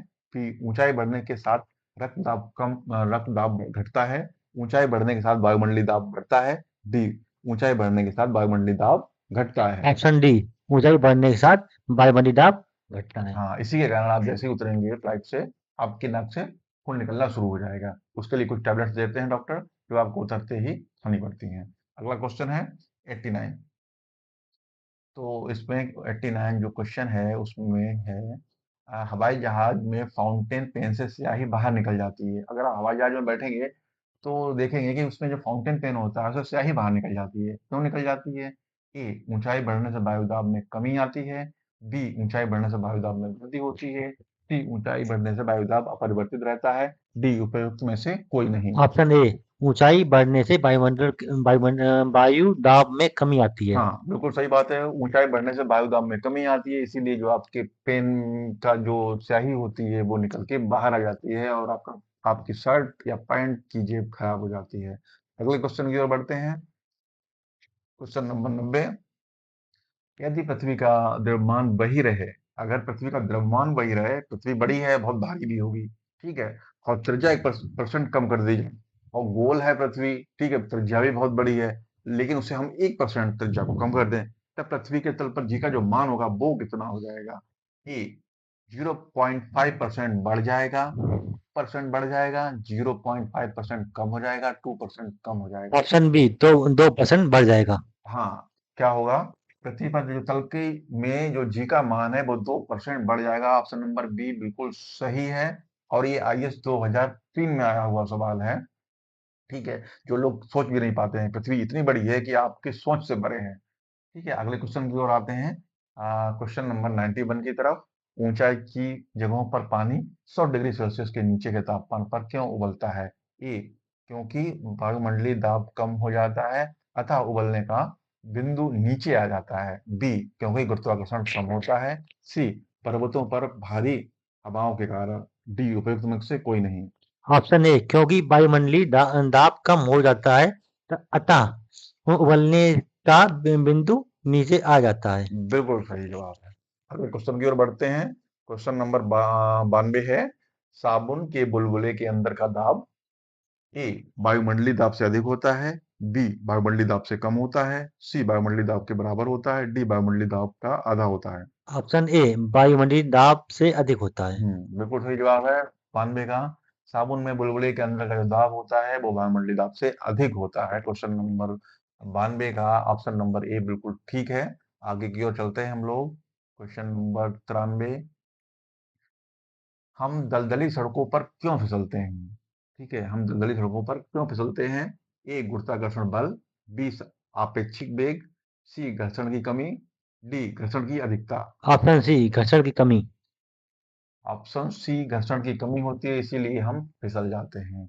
अगर पर्याप्त घर्षण रहेगा तो कभी भी हम फिसल नहीं सकते हैं। ठीक है, कभी चिकनी चीजों में हमेशा घर्षण की कमी रहती है, इसीलिए हम फिसलते हैं। खुरदरी चीजों में घर्षण अच्छा खासा होता है, इसीलिए हम कभी फिसलते नहीं हैं। क्वेश्चन नंबर 94, जब बैरोमीटर का पारा अचानक गिर जाए तो ये किस बात का घोतक है? ए गर्म मौसम, बी सर्द मौसम, सी आंधी या झंझावात की संभावना, डी शुष्क मौसम। ऑप्शन सी आंधी या झंझावात की संभावना। बिल्कुल सही बात है। जब बैरोमीटर का अचानक गिर जाए तो ये जो है आंधी या झंझावात की संभावना का घोतक है कि ये इनमें से कुछ आंधी या झंझावात होने वाला है, इसकी संभावना बढ़ जाती है। क्वेश्चन नंबर 95 जो है इस प्रकार है, हाइड्रोजन से भरा हुआ पॉलिथीन का एक गुब्बारा पृथ्वी के तल पर छोड़ा जाता है, वायुमंडल के ऊंचाई पर जाने से क्या होता है? ए गुब्बारे में आमाप में कमी आ जाएगी, गुब्बारे चपटा होकर चक्रिका प्रकार के आकार में आएगा, सी गुब्बारे के अमाप में वृद्धि होगी, डी गुब्बारे का अमाप व आकार पहले के समान ही रहेगा। ऑप्शन सी गुब्बारे के आमाप में वृद्धि होगी। बिल्कुल सही जवाब है, गुब्बारे के अमाप में वृद्धि होगी। और अगले क्वेश्चन की ओर हम बढ़ते हैं। क्वेश्चन नंबर 96 है, समतल की अपेक्षा पर्वतों पर सांस लेना क्यों कठिन होता है?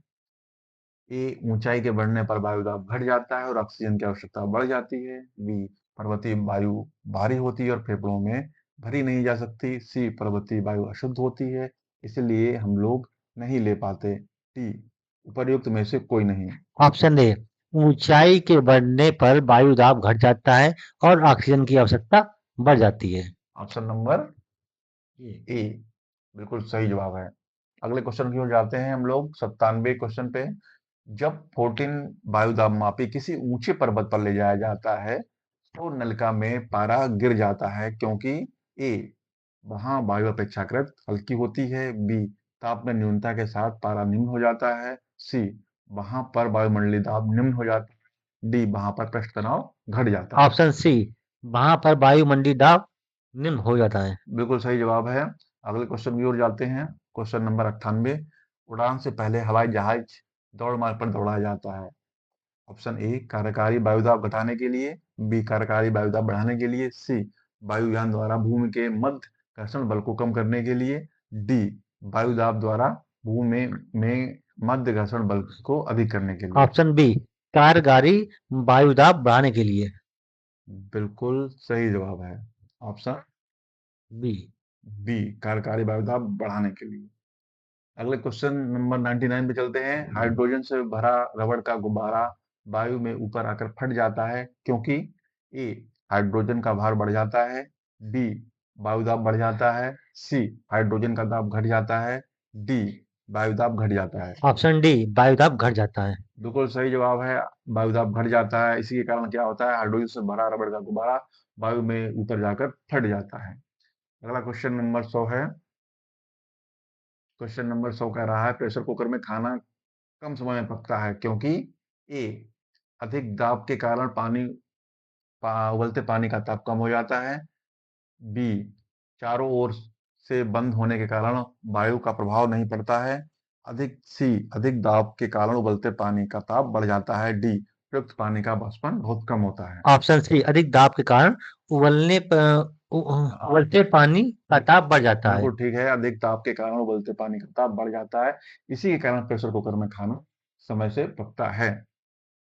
अगला क्वेश्चन है 101, सूर्य पर ऊर्जा का निर्माण होता है ए नाभिकीय विखंडन द्वारा, बी नाभिकीय संलयन द्वारा, सी ऑक्सीकरण अभिक्रियाओं द्वारा, डी अपकरण अभिक्रियाओं द्वारा। ऑप्शन बी नाभिकीय संलयन द्वारा। बिल्कुल सही ऑप्शन है, नाभिकीय संलयन द्वारा सूर्य पर ऊर्जा का निर्माण होता है। अगर नाभिकीय संलयन ना हो तो जो है सूर्य में ऊर्जा का निर्माण ना हो। अगला क्वेश्चन है क्वेश्चन नंबर 102, सूर्य की ऊर्जा उत्पन्न होती है?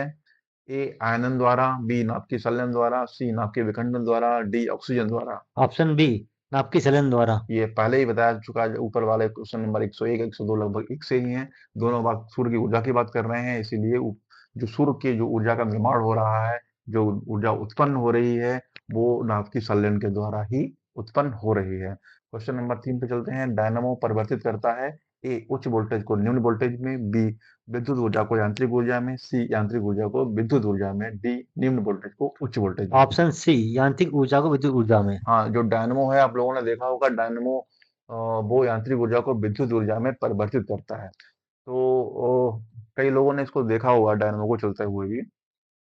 अगला क्वेश्चन करते हैं, क्वेश्चन नंबर 104 जो है वो इस प्रकार है। प्रकाश वोल्टी सेल के प्रयोग से सौर ऊर्जा का रूपांतरण करने से निम्न में से किसका उत्पादन होता है? ए प्रकाशीय ऊर्जा का, बी विद्युत ऊर्जा का, सी ऊष्मीय ऊर्जा का, डी यांत्रिक ऊर्जा का। ऑप्शन ए, प्रकाशीय ऊर्जा का। बिल्कुल सही जवाब है। ऑप्शन ए जो है वो प्रकाशीय ऊर्जा का उत्पादन होता है। 105 क्वेश्चन नंबर है। जब हम रबड़ के गद्दे वाले सीट पर बैठते हैं या गद्दे पर लेटते हैं तो उसका आकार परिवर्तित हो जाता है। ऐसे पदार्थ में पाया जाता है ए गतिज ऊर्जा, बी स्थितिज ऊर्जा, सी संचित ऊर्जा, डी विखंडन ऊर्जा। ऑप्शन बी, स्थितिज ऊर्जा। स्थितिज ऊर्जा बिल्कुल सही बात है। जैसे ही हम इस पे लेटते हैं या बैठते हैं तो इसका जो है आकार परिवर्तित हो जाता है। अगले क्वेश्चन में चलेंगे। निम्नलिखित में से किसमें गतिज ऊर्जा नहीं है?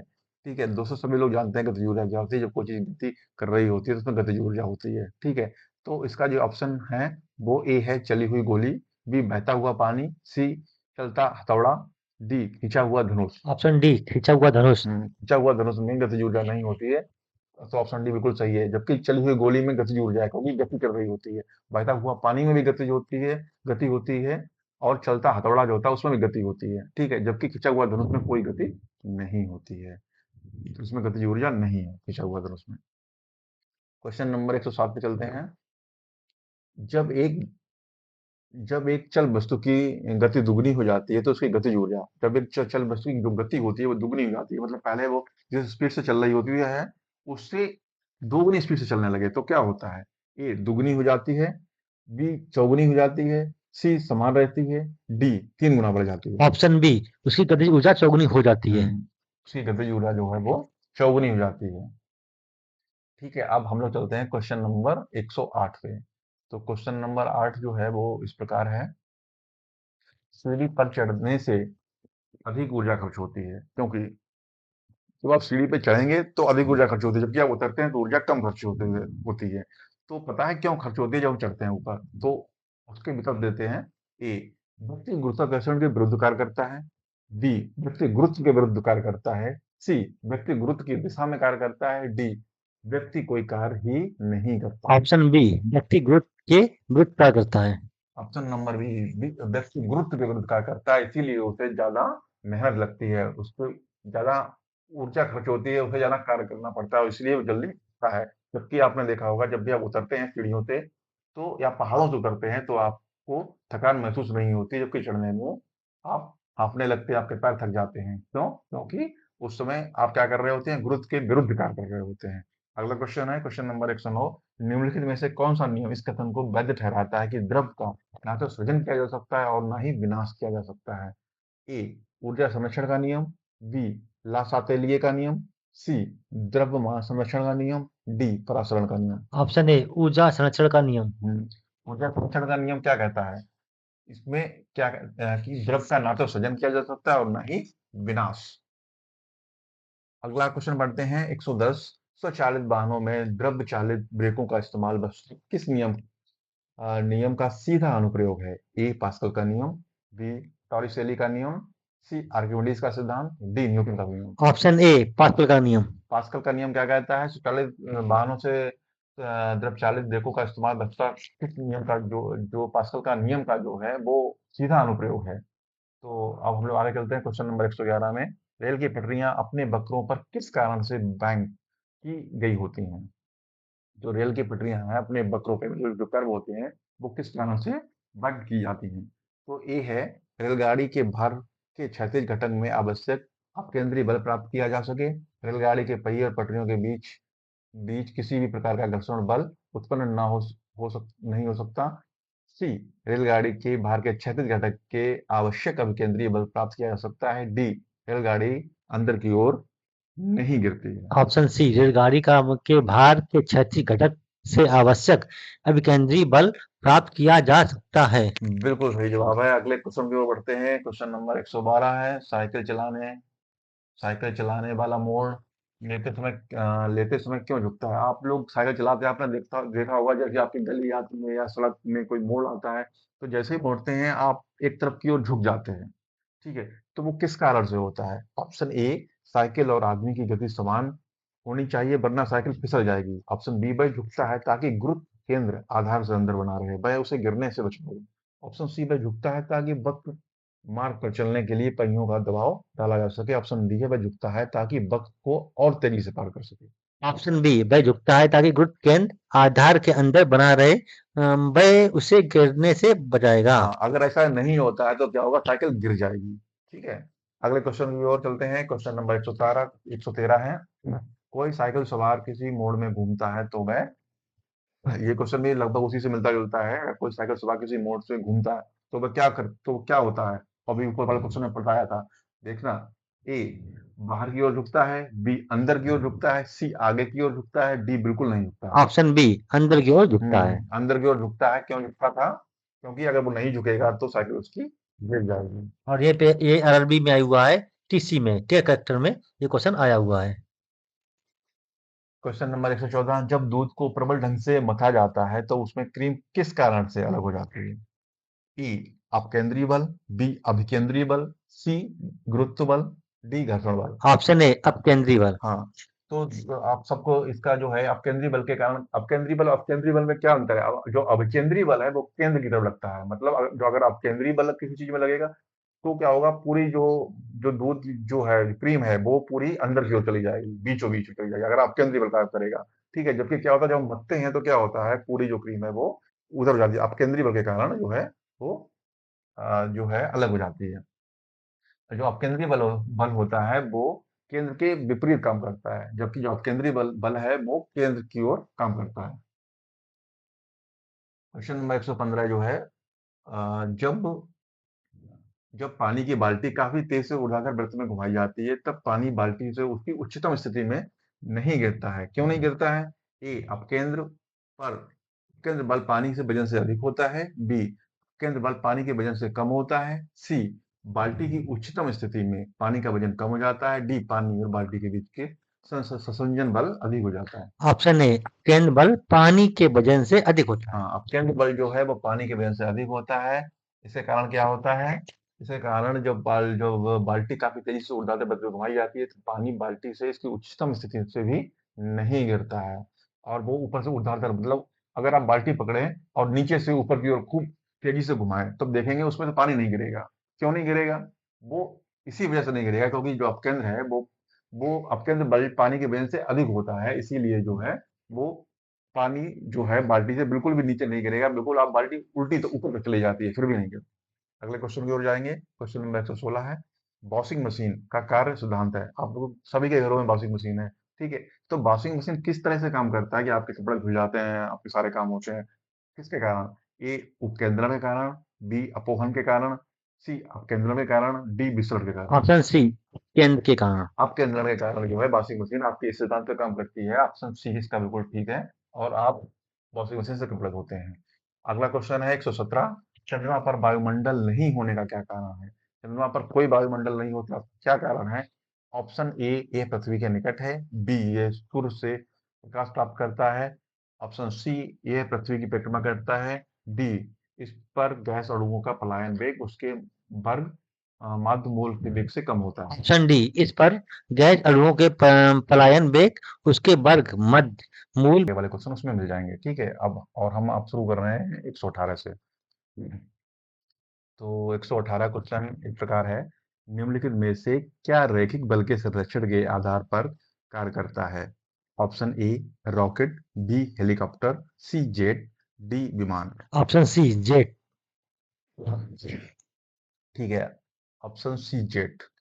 अगला क्वेश्चन है क्वेश्चन नंबर 119, पृथ्वी तल से किस न्यूनतम वेग से प्रक्षेपित किए जाने पर कोई रॉकेट पृथ्वी के गुरुत्वाकर्षण को पार करके अंतरिक्ष में चला जाता है। ए 11.2 किलोमीटर प्रति सेकेंड, बी 11.2 मीटर प्रति सेकेंड, सी 11.2 किलोमीटर प्रति घंटा, डी 10.2 मीटर प्रति सेकेंड। 11.2 किलोमीटर प्रति सेकंड। हम्म, तो इसका जो आंसर है वो बी है, 11.2 किलोमीटर प्रति सेकेंड। ए इसका जो है, ए जो है बिल्कुल सही आंसर है, 11.2 किलोमीटर प्रति सेकेंड। अगला क्वेश्चन है 120। अगला क्वेश्चन 120 है, भू स्तर उपग्रह का आवर्तकाल होता है। ए 9 घंटे, बी 12 घंटे, सी 24 घंटे, डी 28 घंटे। ऑप्शन सी 24 घंटे। तो इसका ऑप्शन सी है 24 घंटे। ठीक है दोस्तों, अगला क्वेश्चन है क्वेश्चन नंबर 121। यदि किसी पिंड को पृथ्वी से 11.2 किलोमीटर प्रति सेकेंड के वेग से फेंका जाए तो पिंड ए पृथ्वी पर कभी नहीं लौटेगा, बी 2 घंटे बाद लौट आएगा, सी 24 घंटे के बाद लौट आएगा, डी कुछ निश्चित नहीं। ऑप्शन ए पृथ्वी पर कभी नहीं लौटेगा। हाँ, ये पृथ्वी पर कभी नहीं लौटेगा अगर अगर इस पिंड को हम लोग 11.2 किलोमीटर प्रति सेकेंड के वेग से फेंक दें तो। अगला क्वेश्चन है क्वेश्चन नंबर 122। जब एक पत्थर को चांद की सतह से पृथ्वी पर लाया जाता है तो ए इसका द्रव्यमान बदल जाएगा, बी इसका भार बदल जाएगा परंतु द्रव्यमान नहीं, सी भार और द्रव्यमान दोनों बदल जाएंगे, डी ना द्रव्यमान और ना ही भार बदलेंगे। ऑप्शन बी इसका भार बदल जाएगा परंतु द्रव्यमान नहीं बदलेगा। हाँ, बिल्कुल सही जवाब है। अगले क्वेश्चन की ओर चलते हैं, क्वेश्चन नंबर 123। क्वेश्चन नंबर 123 कह रहा है आपका, किसी लिफ्ट में बैठे हुए व्यक्ति को अपना भार कब अधिक महसूस पड़ता है। आप लोग भी लिफ्ट में बैठे होंगे तो आपको एक वो आती है कि जब ऊपर जाके रुकती है, नीचे जाके रुकती है, कब महसूस होता है, तो वही है। ऑप्शन नंबर एक है जब लिफ्ट त्वरित गति से नीचे आ रही होती है, बी जब लिफ्ट त्वरित गति से ऊपर जा रही है, सी समान वेग से नीचे आ रही हो, डी समान वेग से ऊपर जा रही हो। ऑप्शन बी जब लिफ्ट त्वरित गति से ऊपर जा रही हो। हाँ, जब भी आप लिफ्ट पर चढ़ेंगे देखेंगे जैसे ही लिफ्ट ऊपर चढ़ना शुरू करेगी तो आपको लगेगा कि आपके वजन में वृद्धि हो गई है, आपको अपने से ही वजन अधिक महसूस होगा। तो इसी तरह से जो है 123 का बी क्वेश्चन का बी आंसर सही है 123 क्वेश्चन का। 124 क्वेश्चन पे चलते हैं। पृथ्वी के परितः घूमने वाले कृत्रिम उपग्रह से बाहर गिराई गई गेंद ए पृथ्वी पर चली जाएगी, बी चंद्रमा पर चली जाएगी, सी पृथ्वी पर गिरेगी, डी पृथ्वी के परितः उपग्रह के समान आवर्तकाल के साथ उसी के कक्ष में घूमती रहेगी। ऑप्शन डी पृथ्वी के प्रति उपग्रह के समान आवर्त काल के साथ उसी के कक्ष में घूमती रहेगी। बिल्कुल सही जवाब है, तो इसका आंसर डी जो है बिल्कुल सही जवाब है। अगले क्वेश्चन की ओर बढ़ते हैं। 125 नंबर पे, एक लिफ्ट में किसी व्यक्ति का प्रत्यक्ष भार वास्तविक भार से कम होता है जब लिफ्ट जा रही हो। ठीक है, तो एक सिचुएशन अभी हमने बताई थी कि भार अधिक लगता है। अब आपको एक समय ऐसा आता है कि आपको अपना भार कम लगता है, अपने शरीर का कम लगता है। ए त्वरण के साथ ऊपर, बी त्वरण के साथ नीचे, सी समान गति के साथ ऊपर, डी समान गति से नीचे। ऑप्शन बी त्वरण के साथ नीचे। जब आप नीचे आ रहे हैं तो आपको अपना ही भार कम लगने लगता है, जब आप ऊपर जा रहे होते हैं लिफ्ट से तो आपको अपना ही भार ज्यादा लगने लगता है। इसी तरीके से बी ऑप्शन बिल्कुल ठीक है। अब क्वेश्चन नंबर 126 पे, किसी तुल्यकारी उपग्रह की पृथ्वी की सतह से ऊंचाई लगभग कितनी होती है। ए 36,000 किलोमीटर, बी 42,000 किलोमीटर, सी 30,000 किलोमीटर, इनमें से कोई नहीं। ऑप्शन ए 36,000 किलोमीटर। इसका आंसर है 36,000 किलोमीटर लगभग ऊंचाई होती है। अब हम लोग 127 पे चलते हैं। 127 में है, टेनिस की गेंद मैदान की अपेक्षा किसी पहाड़ी पर अधिक ऊंची उछलती है क्योंकि ए पर्वतों पर वायु दाब अपेक्षाकृत कम होता है, बी पर्वतों पर गेंद और हल्की हो जाती है, सी पर्वतों पर पृथ्वी का गुरुत्वाकर्षण कम होता है, डी उपयुक्त में से कोई नहीं। ऑप्शन सी पर्वतों पर पृथ्वी का गुरुत्वीकरण कम हो जाता है। बिल्कुल सही आंसर है। अगले क्वेश्चन पे जो चलते हैं, क्वेश्चन नंबर 128। यदि पृथ्वी का गुरुत्वाकर्षण बल अचानक लुप्त हो जाए, सोच के देखो क्या हो रहा है। अगर यदि पृथ्वी का गुरुत्वाकर्षण बल अचानक लुप्त हो जाए तो निम्नलिखित में से कौन सा परिणाम सही होगा। ए वस्तु का भार शून्य हो जाएगा परंतु द्रव्यमान वही रहेगा, बी वस्तु का द्रव्यमान शून्य हो जाएगा परंतु भार वही रहेगा, सी वस्तु का भार तथा द्रव्यमान दोनों शून्य हो जाएंगे, सी वस्तु का द्रव्यमान बढ़ जाएगा। ऑप्शन ए पृथ्वी का भार शून्य हो जाएगा परंतु द्रव्यमान वही रहेगा। ठीक है, द्रव्यमान आपका वही रहेगा लेकिन जो आपका भार है वो शून्य हो जाएगा। अगले क्वेश्चन की ओर बढ़ते हैं। पृथ्वी के गुरुत्वाकर्षण का कितना भाग चंद्रमा के गुरुत्वाकर्षण के सबसे नजदीक है? A 1/5, B 1/4, C 1/6, D 1/8। Option C 1/6। इसका सही जवाब है 1/6। पृथ्वी के गुरुत्वाकर्षण का 1/6 भाग चंद्रमा के गुरुत्वाकर्षण के सबसे नजदीक है। इसी तरह से 129 क्वेश्चन हो गए हैं। अब हम लोग चलते हैं 130वें क्वेश्चन की ओर। 130वां क्वेश्चन इस तरीके का है कि लोलक की आवर्तकाल ए द्रव्यमान के ऊपर निर्भर करता है, बी द्रव लंबाई के ऊपर निर्भर करता है, सी तापक्रम के ऊपर निर्भर करता है, डी समय के ऊपर निर्भर करता है। ऑप्शन बी लंबाई के ऊपर निर्भर करता है। तो 130 का जो क्वेश्चन है, लोलक की आवर्तकाल है, वो लंबाई के ऊपर निर्भर करता है। ठीक है, बीपीएससी 2005 में आया हुआ क्वेश्चन है। अगले क्वेश्चन की ओर चलते हैं 131वें क्वेश्चन की तरफ। लोलक घड़ियां गर्मियों में क्यों सुस्त हो जाती हैं? जो लोलक की घड़ियां आपने देखा होगा, लोलक वाली घड़ियां, तो वो गर्मियों में सुस्त हो जाती हैं। क्यों हो जाती हैं? ए गर्मियों के दिन लंबे होने के कारण, बी कुंडली में घर्षण के कारण, सी लोलक की लंबाई बढ़ जाती है जिससे इकाई दोलन में लगा हुआ समय बढ़ जाता है, डी गर्मी में लोलक का भार बढ़ जाता है। ऑप्शन सी लोलक की लंबाई बढ़ जाती है, जिससे इकाई दोलन में लगा हुआ समय बढ़ जाता है। इसीलिए जो है उनकी घड़ियां सुस्त हो जाती हैं, क्योंकि इनकी लंबाई बढ़ जाती है। 132वां क्वेश्चन है, किसी सरल लोलक की लंबाई 4% बढ़ा दी जाए तो उसका आवर्तकाल ए 8% बढ़ जाएगा, बी 2% बढ़ जाएगा, सी 4% बढ़ जाएगा, इनमें से कोई नहीं। ऑप्शन बी 2% बढ़ जाएगा।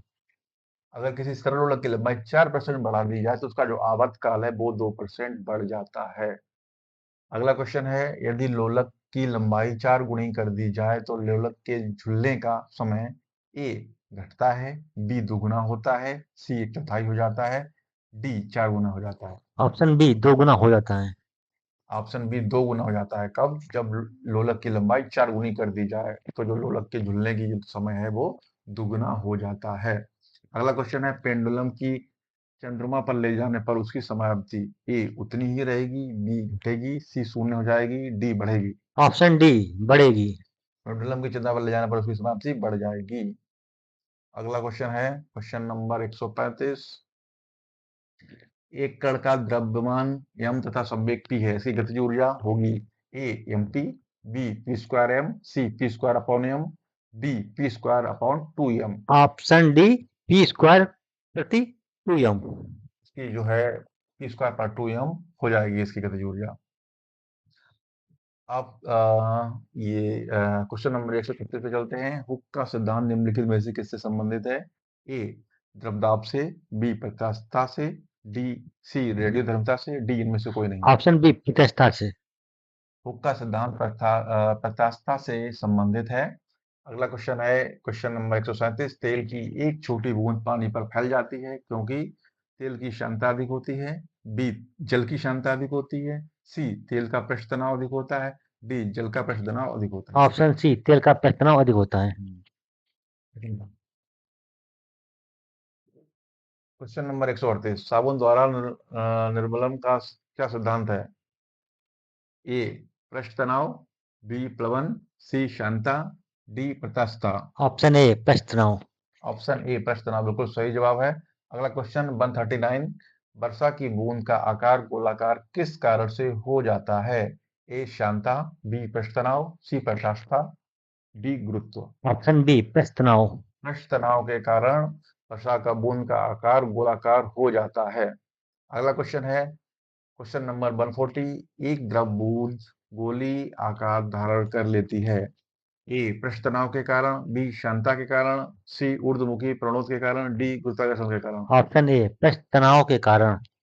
ऑप्शन ए पृष्ठ तनाव के कारण एक द्रव बूंद गोली आकार धारण कर लेती है। अगला क्वेश्चन है 141। स्थिर पानी में मिट्टी का तेल डालने पर मच्छर कम होते हैं। ये लोग आप लोगों ने भी किया हुआ, घर में कूलर होता है, बहुत सारी चीजें होती हैं, पानी टंकियां होती हैं, उसमें पानी होता है, तो हम लोग क्या करते हैं उसमें कई बार मिट्टी का तेल डाल देते हैं और इससे मच्छर कम होते हैं, क्योंकि यह ए प्रजनन में बाधा डालता है, बी मच्छरों के लिए उच्च विष है, सी लार्वा के सांस में बाधा डालता है, डी मच्छरों को भगाता है। ऑप्शन सी लार्वा के सांस में बाधा डालता है। ये जो है, जब आप पानी में मिट्टी का तेल डाल देते हैं तो ये लार्वा के सांस में बाधा डालता है, इसीलिए उसमें मच्छर कम हो जाते हैं। अगला क्वेश्चन है 142, पानी से निकलने पर शेविंग ब्रश के बाल आपस में चिपक जाते हैं, इसका कारण है ए पृष्ठ तनाव, बी शांता, सी प्रत्यास्थता, डी घर्षण। ऑप्शन ए पृष्ठ तनाव। पृष्ठ तनाव के कारण जो शेविंग ब्रश होता है, आप लोग जब भी शेविंग करते होंगे तो आपने देखा हुआ है, जब अपने दाढ़ी बनाते हैं तो पानी जैसे ही पानी में डालते हैं ब्रश को, वैसे ही पानी जो ब्रश का जो वो होते हैं, जो उसके बाल होते हैं, वापस में चिपक जाते हैं। क्यों चिपक जाते हैं? क्योंकि उसमें पृष्ठ तनाव होता है, इस वजह से।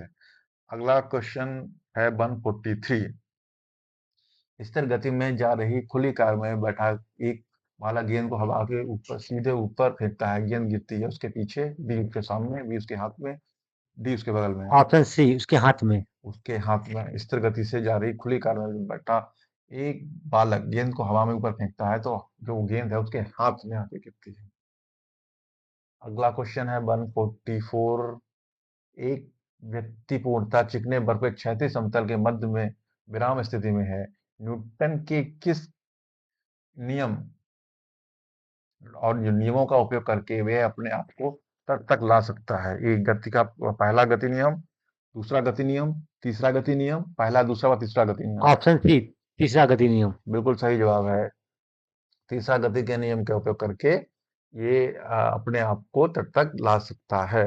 अगला क्वेश्चन है 145, कपूर के छोटे छोटे टुकड़े जल की सतह पर क्यों नाचते हैं? ए पृष्ठ तनाव के कारण, बी शांता के कारण, सी कपूर का यह गुण है, डी जल के घनत्व के कारण। ऑप्शन ए पृष्ठ तनाव के कारण। ऑप्शन ए पृष्ठ तनाव के कारण कपूर के छोटे छोटे जो टुकड़े हैं वो जल की सतह पर नाचते हैं। अगला क्वेश्चन है क्वेश्चन नंबर 146, जल शुद्ध जल में डिटर्जेंट डाला जाता है तो पृष्ठ तनाव, जब शुद्ध जल में आप डिटर्जेंट डाल देते हैं तो पृष्ठ तनाव क्या होता है? ए बढ़ जाता है, बी घट जाता है, सी अपरिवर्तित रहता है, डी अपरिमित हो जाता है। ऑप्शन बी घट जाता है। ऑप्शन डी बिल्कुल सही जवाब है, घट जाता है। जब आप शुद्ध जल में डिटर्जेंट डाल देते हैं, पानी में आप लोग घर में कपड़े धोए जाते होंगे तो आप लोग उसमें जाके पानी में डिटर्जेंट डालते हैं तो उसमें क्या होता है, पृष्ठ तनाव घट जाता है। अगला क्वेश्चन है 147, साबुन को जल में धोने खोलने पर पृष्ठ तनाव, अब क्या हो, साबुन को जल में वही चीज है, सेम चीज है, पृष्ठ तनाव एक घट जाता है, बी बढ़ जाता है, सी परिवर्तित रहता है, डी पहले घटता है फिर बढ़ता है। ऑप्शन ए घट जाता है। घट जाता है। ऊपर वाला 146 और 147 सेम चीज ही है, उसमें डिटर्जेंट की बात कर रहे हैं, साबुन, दोनों लगभग एक ही चीजें हैं। ठीक है, तो जैसे साबुन मिला दे पानी में या डिटर्जेंट मिला दे, दोनों ही सिचुएशन में जो है पृष्ठ तनाव घट ही जाता है। ठीक है, तो इसमें भी 147 में भी घट जाता है। तो अब चलते हैं अगले क्वेश्चन की ओर। 148, समवातक कमरे की छत के निकट लगाए जाते हैं क्योंकि ए सांस में छोड़ी हुई गर्म हवा ऊपर उठती है और बाहर चली जाती है, बी उनके कमरे में क्रॉस वेंटिलेशन होता है, सी उनके कमरे में कुछ रोशनी मिलती है, डी निचले भाग में वह शोभा नहीं देती। ऑप्शन ए सांस में छोड़ी गई गर्म हवा ऊपर उठती है और बाहर चली जाती है। हाँ, इसीलिए हम लोग संवादक ऊपर लगा देते हैं, क्योंकि हम लोग जो हवा छोड़ते हैं या यूं कहते हैं गर्म हवा हमेशा ऊपर की ओर ही भागती है। ठीक है, तो ऊपर की ओर भागेंगी तो फिर जब संवादक ऊपर लगा होगा तो उसमें वेंटिलेशन होगी, सब कुछ बाहर चला जाएगा, सब कुछ उसी से निकल जाएगा बाहर। अगला क्वेश्चन है आपका क्वेश्चन नंबर 149। 149 आपसे कह रहा है, अपमार्जक मैले कपड़ों में सरलता पूर्वक तेल व गर्द निकाल देते हैं। जो अपमार्जक होते हैं वो मैले कपड़ों से सरलता पूर्वक तेल व गर्द निकाल देते हैं, तो कारण क्या है? कारण आर, अपमार्जक जल का पृष्ठ तनाव बढ़ा देते हैं। अब क्या है, कथन और कारण दोनों चीजें हैं। ठीक है, कथन बता दिया, कारण बता दिया। अब बताइए इसका ऑप्शन ए और आर दोनों सही हैं तथा आर ए की सही व्याख्या है, बी ए और आर दोनों सही है परंतु आर ए की सही व्याख्या नहीं है, सी ए सही है परंतु आर गलत है, डी ए गलत है परंतु आर सही है। ऑप्शन सी ए सही है परंतु आर गलत है। बिल्कुल सही बात है। जो अपमार्जक है वो मैले कपड़ों से सरलतापूर्वक तेल व गर्द निकाल देता है। जैसे ही डिटर्जेंट मिलने आप मानते हो, एक ही जैसी बात है, तो जैसे ही डालते हैं वो निकाल देता है। ठीक है, परंतु जो आर है वो करता है, अपमार्जक जल का तनाव बढ़ा देते हैं, नहीं, अपमार्जक जल का पृष्ठ तनाव घटाता है, बढ़ाता नहीं है। हमने ऊपर भी बढ़ा बताया था, डिटर्जेंट और साबुन सारे जो है आपका पृष्ठ तनाव घटा रहे थे, जबकि ये कह रहा है अपमार्जक जल का पृष्ठ तनाव बढ़ा देता है। ठीक है, इसीलिए कथन एक सही हो गया, कारण जो जो था और जो आर है वो गलत हो गया।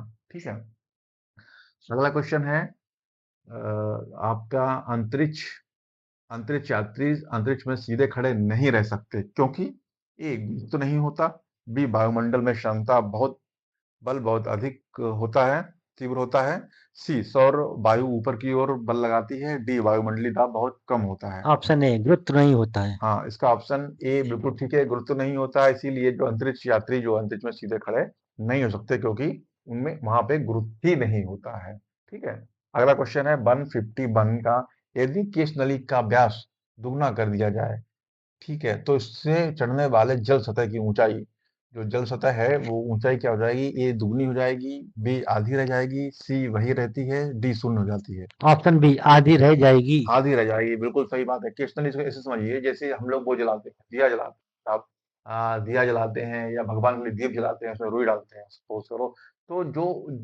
हम लोग जैसे घी डाला या तेल डाला तो जो ऊपर उठ के आता है और छोटे छोटे छिद्रों से, उसको केश नली ही बोलते हैं।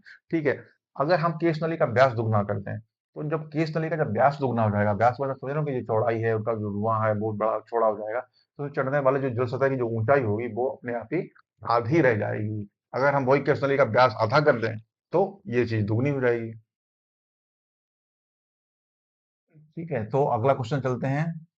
क्वेश्चन नंबर 152 की ओर। शांता की इकाई है, शांता की क्या इकाई है, A poise, B pascal, C poiseuille, D इनमें से कोई नहीं। Option A poise. पॉइज, शांता की इकाई पॉइज है।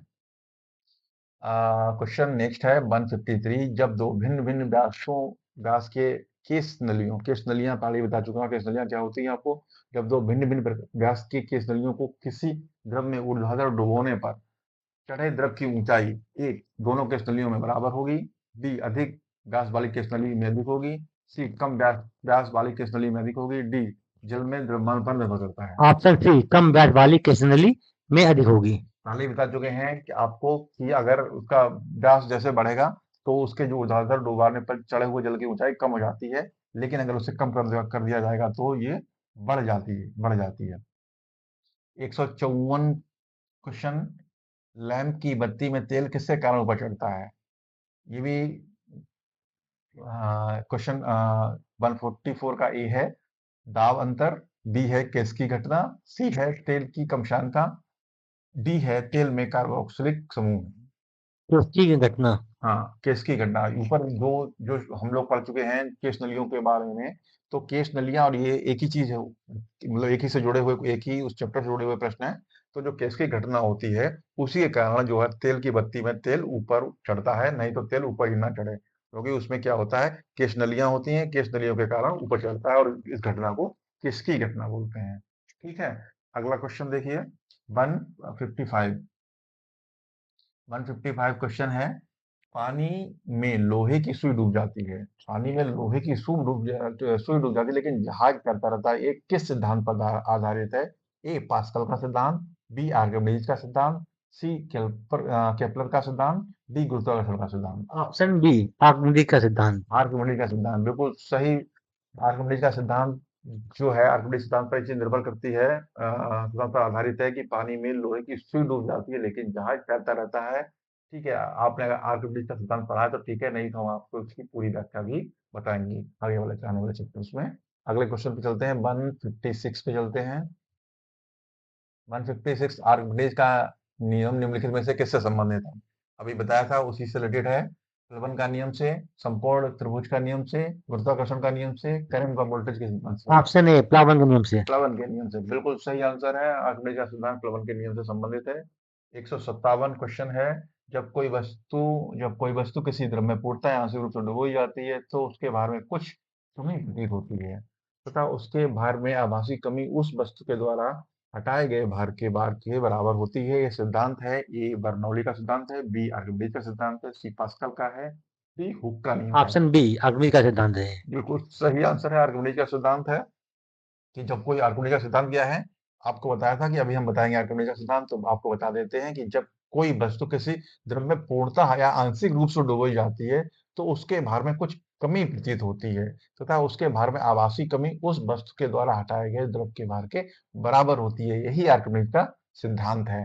ठीक है दोस्तों, तो आगे चलते हैं हम लोग अगले क्वेश्चन की ओर 158 पे।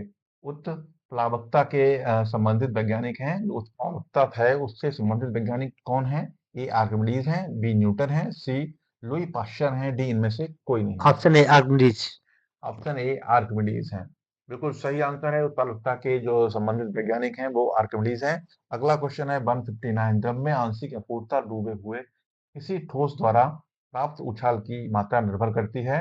ए ठोस द्वारा हटाए गए द्रव की मात्रा पर, बी ठोस के द्रव्यमान पर, सी ठोस के भार पर, डी इनमें से कोई नहीं। ऑप्शन ए ठोस द्वारा हटाए गए द्रव की मात्रा पर। बिल्कुल सही आंसर है। ठोस द्वारा हटाए गए द्रव की मात्रा पर निर्भर करता है द्रव के आंशिक या पूर्णतः डूबे हुए किसी ठोस द्वारा प्राप्त उछाल की मात्रा। और ये सब किससे संबंधित है? ये सब किससे संबंधित है? आर्किमिडीज ये सब आर्किमिडीज के सिद्धांत पर समझते हैं। संबंधित है। अगला क्वेश्चन है जल पृष्ठ पर लोहे के टुकड़े के न तैरने का कारण है? ए लोहे द्वारा विस्थापित जल का भार लोहे के भार से कम होता है, बी लोहे द्वारा विस्थापित जल का भार लोहे के भार से अधिक होता है, सी लोहे द्वारा विस्थापित जल का भार लोहे के भार से बराबर होता है, डी ये जल का विस्थापन नहीं करता है। ऑप्शन ए लोहे द्वारा विस्थापित जल का भार लोहे के भार से कम होता है। बिल्कुल सही क्वेश्चन है, आंसर है। अगली क्वेश्चन की तरफ बढ़ते हुए 161 पे चलते हैं। कोई भी नाव डूब जाएगी यदि वह पानी हटाती है अपने आयतन के बराबर, बी भार के बराबर, सी पृष्ठभाग के बराबर, सी घनत्व के बराबर। ऑप्शन ए आयतन के बराबर। हाँ, अगर कोई भी नाव है वो कब डूब जाएगी? जब वो अपने आयतन के बराबर पानी हटाती है तो। अगला क्वेश्चन है 162, महान वैज्ञानिक आर्किमिडीज किस देश से संबंधित थे? ए ब्रिटेन से, बी जर्मनी से, सी संयुक्त राष्ट्र अमेरिका से, डी ग्रीस से। ऑप्शन डी ग्रीस से। ऑप्शन डी ग्रीस से बिल्कुल सही जवाब है। अगले क्वेश्चन की तरफ बढ़ते हैं 163, पानी की बूंदों का तैलीय पृष्ठों पर न चिपकने का कारण है? तो पानी की बूंदें होती हैं वो तैलीय पृष्ठ पे नहीं चिपकती हैं। नहीं तो अगर आप देखेंगे तो आप किसी भी चीज में तेल डाल दीजिए, उसके ऊपर पानी की बूंद डाल दीजिए, तो वो क्या करेगा, पृष्ठ से चिपकेगा नहीं जमीन से और ऊपर ही बना रहेगा। तो ये किस लिए होती हैं? ए आसंजक बल का अभाव है, बी पृष्ठ तनाव है, सी आपस में मिल नहीं सकते, डी तेल की अपेक्षा जल हल्का होता है। ऑप्शन ए अतिरिक्त बल का अभाव। हाँ, यहाँ पे आसंजक बल का अभाव होता है, इसी के कारण जो है ये चिपकते नहीं। अगर आसंजक बल अगर जहाँ पे मिल जाता है वहां पर वो चीज है चिपक जाती है अपनी सतह से। अगला क्वेश्चन 164, तुल्यकारी उपग्रह घूमता है पृथ्वी के गिर्द, ए पूरब से पश्चिम, बी पश्चिम से पूर्व, सी उत्तर से दक्षिण, डी दक्षिण से उत्तर। ऑप्शन बी पश्चिम से पूर्व। बिल्कुल सही आंसर है। पश्चिम से पूर्व तुल्यकारी उपग्रह घूमता है। तो अगला क्वेश्चन है 165, पहिए के बॉल बियरिंग का कार्य है? ए घर्षण को बढ़ाना, बी गतिज घर्षण को बेलन घर्षण में बदलना, सी स्थैतिक घर्षण को गतिज घर्षण में बदलना, डी मात्र सुविधा के लिए। ऑप्शन सी स्थिर घर्षण को गतिज घर्षण में बदलना। बिल्कुल सही आंसर है। अगले क्वेश्चन पे चलते हैं 166 पे, जेट इंजन और रॉकेट के बारे में निम्नलिखित कथनों पर विचार कीजिए। ए एक नंबर जो है, जेट इंजन अपनी ऑक्सीजन पूर्ति के लिए परिवेश की वायु का प्रयोग करता है, अतः यह अंतरिक्ष में गति के लिए अनुपयुक्त है। ठीक है।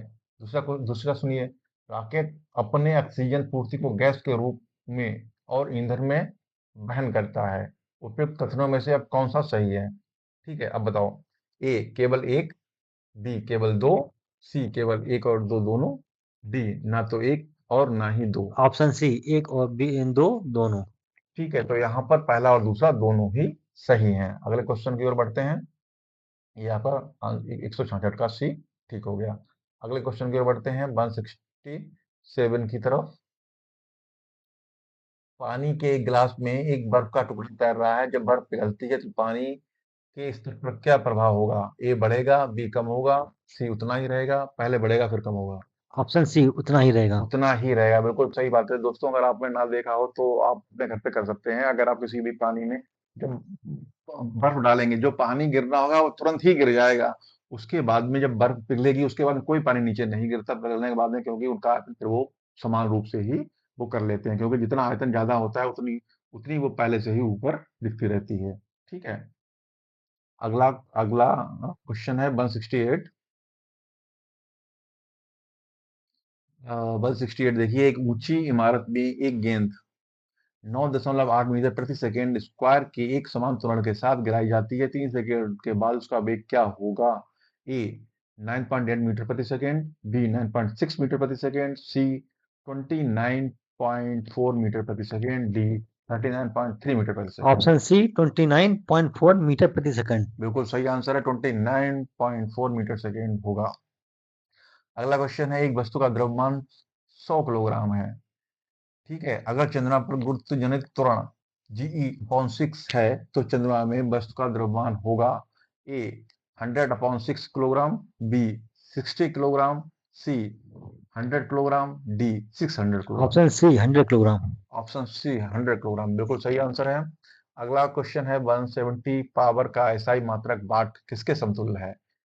170 क्वेश्चन देखिए, पावर का एसआई मात्रक वाट किसके समतुल्य है? ए किलोग्राम मीटर मीटर प्रति सेकेंड स्क्वायर के, बी किलोग्राम प्रति मीटर स्क्वायर प्रति सेकेंड स्क्वायर के, सी किलोग्राम मीटर स्क्वायर प्रति सेकेंड क्यूब के, डी इनमें से कोई नहीं है। किलोग्राम मीटर स्क्वायर प्रति सेकेंड क्यूब के।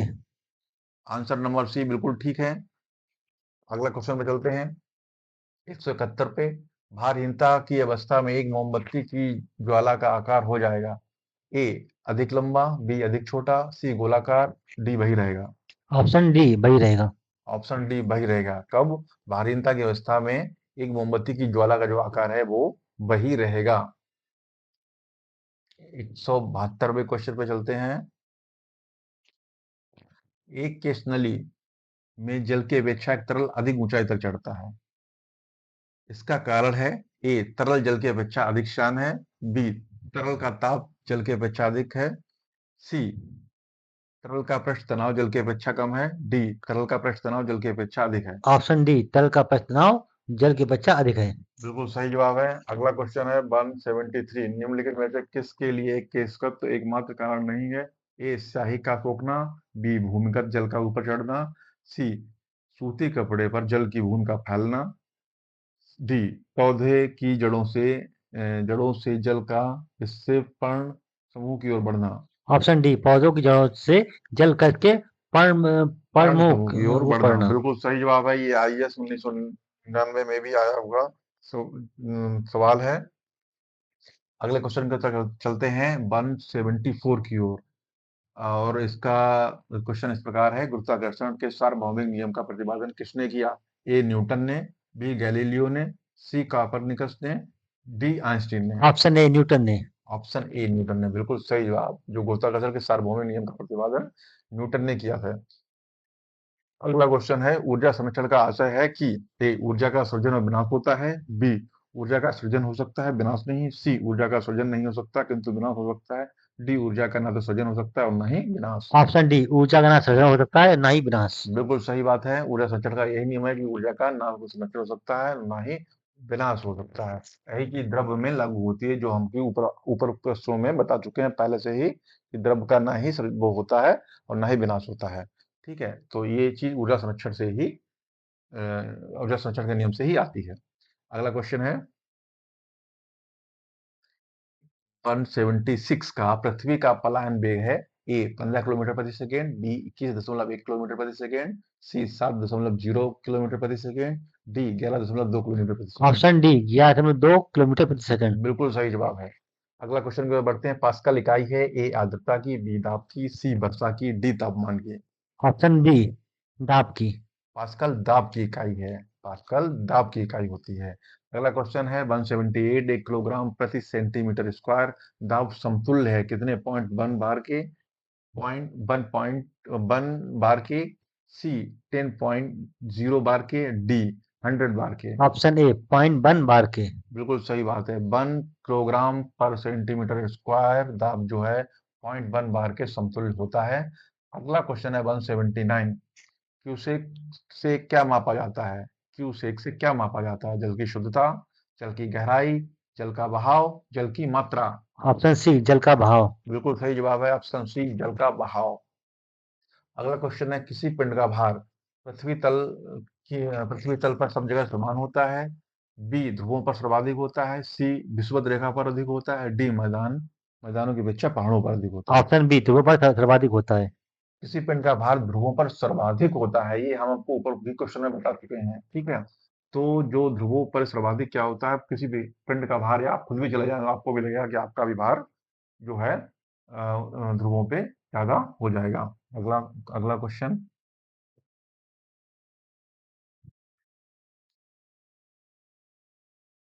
अगला क्वेश्चन 181 नंबर है। जब किसी वस्तु को जब किसी वस्तु को पृथ्वी से चंद्रमा पर ले जाया जाता है तो उसका भार बढ़ जाता है, बी उसका भार घट जाता है, सी उसके भार में कोई परिवर्तन नहीं होता है, डी वह पूर्ण रूप से भार रहित हो जाता है। ऑप्शन बी इसका भार घट जाता है। उसका भार घट जाता है। जब किसी वस्तु को पृथ्वी से चंद्रमा पर ले जाया जाता है तो उसका भार घट जाता है। क्यों घट जाता है? क्योंकि वहां पे गुरुत्वाकर्षण पृथ्वी की अपेक्षा कम है, इस वजह से आपका भी भार वहां में घट जाएगा। लेकिन द्रव्यमान वही रहता है, आप ये मत सोचना कि द्रव्यमान भी घट जाएगा, द्रव्यमान और भार में अंतर होता है दोनों में, ठीक है। अगला क्वेश्चन है 182। सूची 1 व सूची 2 को सम्मिलित कीजिए तथा नीचे दिए गए कूटों में से सही का उत्तर चुनिए। अब देखो सूची एक राशि है, सूची दो मात्रक बताएंगे, ठीक है। तो अब हम देखो सूची ए में क्या है, राशियां हैं। कौन कौन सी राशि है? विद्युत बल है, बी विद्युत आवेश है, सी विद्युत विभव है और डी विद्युत धारिता है। जबकि सूची दो में मात्रक है, एक वोल्ट है, दो न्यूटन है, सी कूलाम है, चार फराडे है। और जब आप इनको मिलाएंगे तो कौन सा ऑप्शन आएगा? Option B. Option number B B. बिल्कुल तो सही जवाब ए है। का 2, बी का 3, सी का 1 और डी का 4। बिल्कुल सही जवाब है। ए का दो मतलब विद्युत बल का न्यूटन, और विद्युत आवेश का कूलाम, और विद्युत विभव का वोल्ट, और विद्युत धारिता का फराड फराडे। ये आपका आंसर है। अगला क्वेश्चन है 183। एक भूमि स्तर उपग्रह एक भू स्थिर उपग्रह अपनी कक्षा के निरंतर गति करता है। यह अपकेंद्र बल के प्रभाव से होता है जो प्राप्त होता है, ठीक है। अपकेंद्र बल आप पिछली वीडियो में बता चुके हैं, आप लोग पिछली वीडियो देखिए जाके, तो आपको समझ में आएगा अभिकेंद्र बल क्या होता है और अपकेंद्र बल क्या होता है, ठीक है। इसके ऑप्शन है ए उपग्रह को प्रेरित करने वाले रॉकेट इंजन से, बी पृथ्वी द्वारा उपग्रह पर लगाने वाले गुरुत्वाकर्षण से, सी सूर्य द्वारा उपग्रह पर लगाने वाले गुरुत्वाकर्षण से, डी उपग्रह द्वारा पृथ्वी पर लगाए वाले गुरुत्वाकर्षण से। ऑप्शन बी पृथ्वी द्वारा उपग्रह पर लगाने वाले उपग्रह से। ठीक है, इसका आंसर है बी पृथ्वी द्वारा उपग्रह पर लगाने वाले गुरुत्वाकर्षण से, ठीक है। अगला क्वेश्चन है 184। स्वचालित कलाई घड़ियों में ऊर्जा मिलती है। जो स्वचालित कलाई घड़ियां भी आती हैं, आपने देखी हो तो, ठीक है। और ये अपने आप चल रही होती है, इसमें तो सेल पड़ता है ना, चाबी भरती है, कुछ भी नहीं होता है, स्वचालित रहती है ये, ठीक है। तो इन कलाई घड़ियों में ऊर्जा कहाँ से मिलती है? ए कर्षण ऐठन से, बी बैटरी से, सी ध्रुव क्रिस्टल से, डी हमारे हाथ में विभिन्न संचालन से। ऑप्शन डी हमारे हाथ के विभिन्न संचालन से। हाँ, हमारे हाथ के विभिन्न संचालन से इनको ऊर्जा मिलती है, और ये उसी ऊर्जा से चलती रहती हैं, और इन्हें कुछ भी नहीं चाहिए होती, ना इन्हें कर्षण ऐंठन चाहिए है, ना बैटरी चाहिए है, ना ध्रुव क्रिस्टल चाहिए, कुछ भी नहीं चाहिए, ठीक है। और ये क्वेश्चन इंपॉर्टेंट है, यूपीपीएससी 2007 में आया हुआ क्वेश्चन है। अगले क्वेश्चन में चलते हैं 185 में।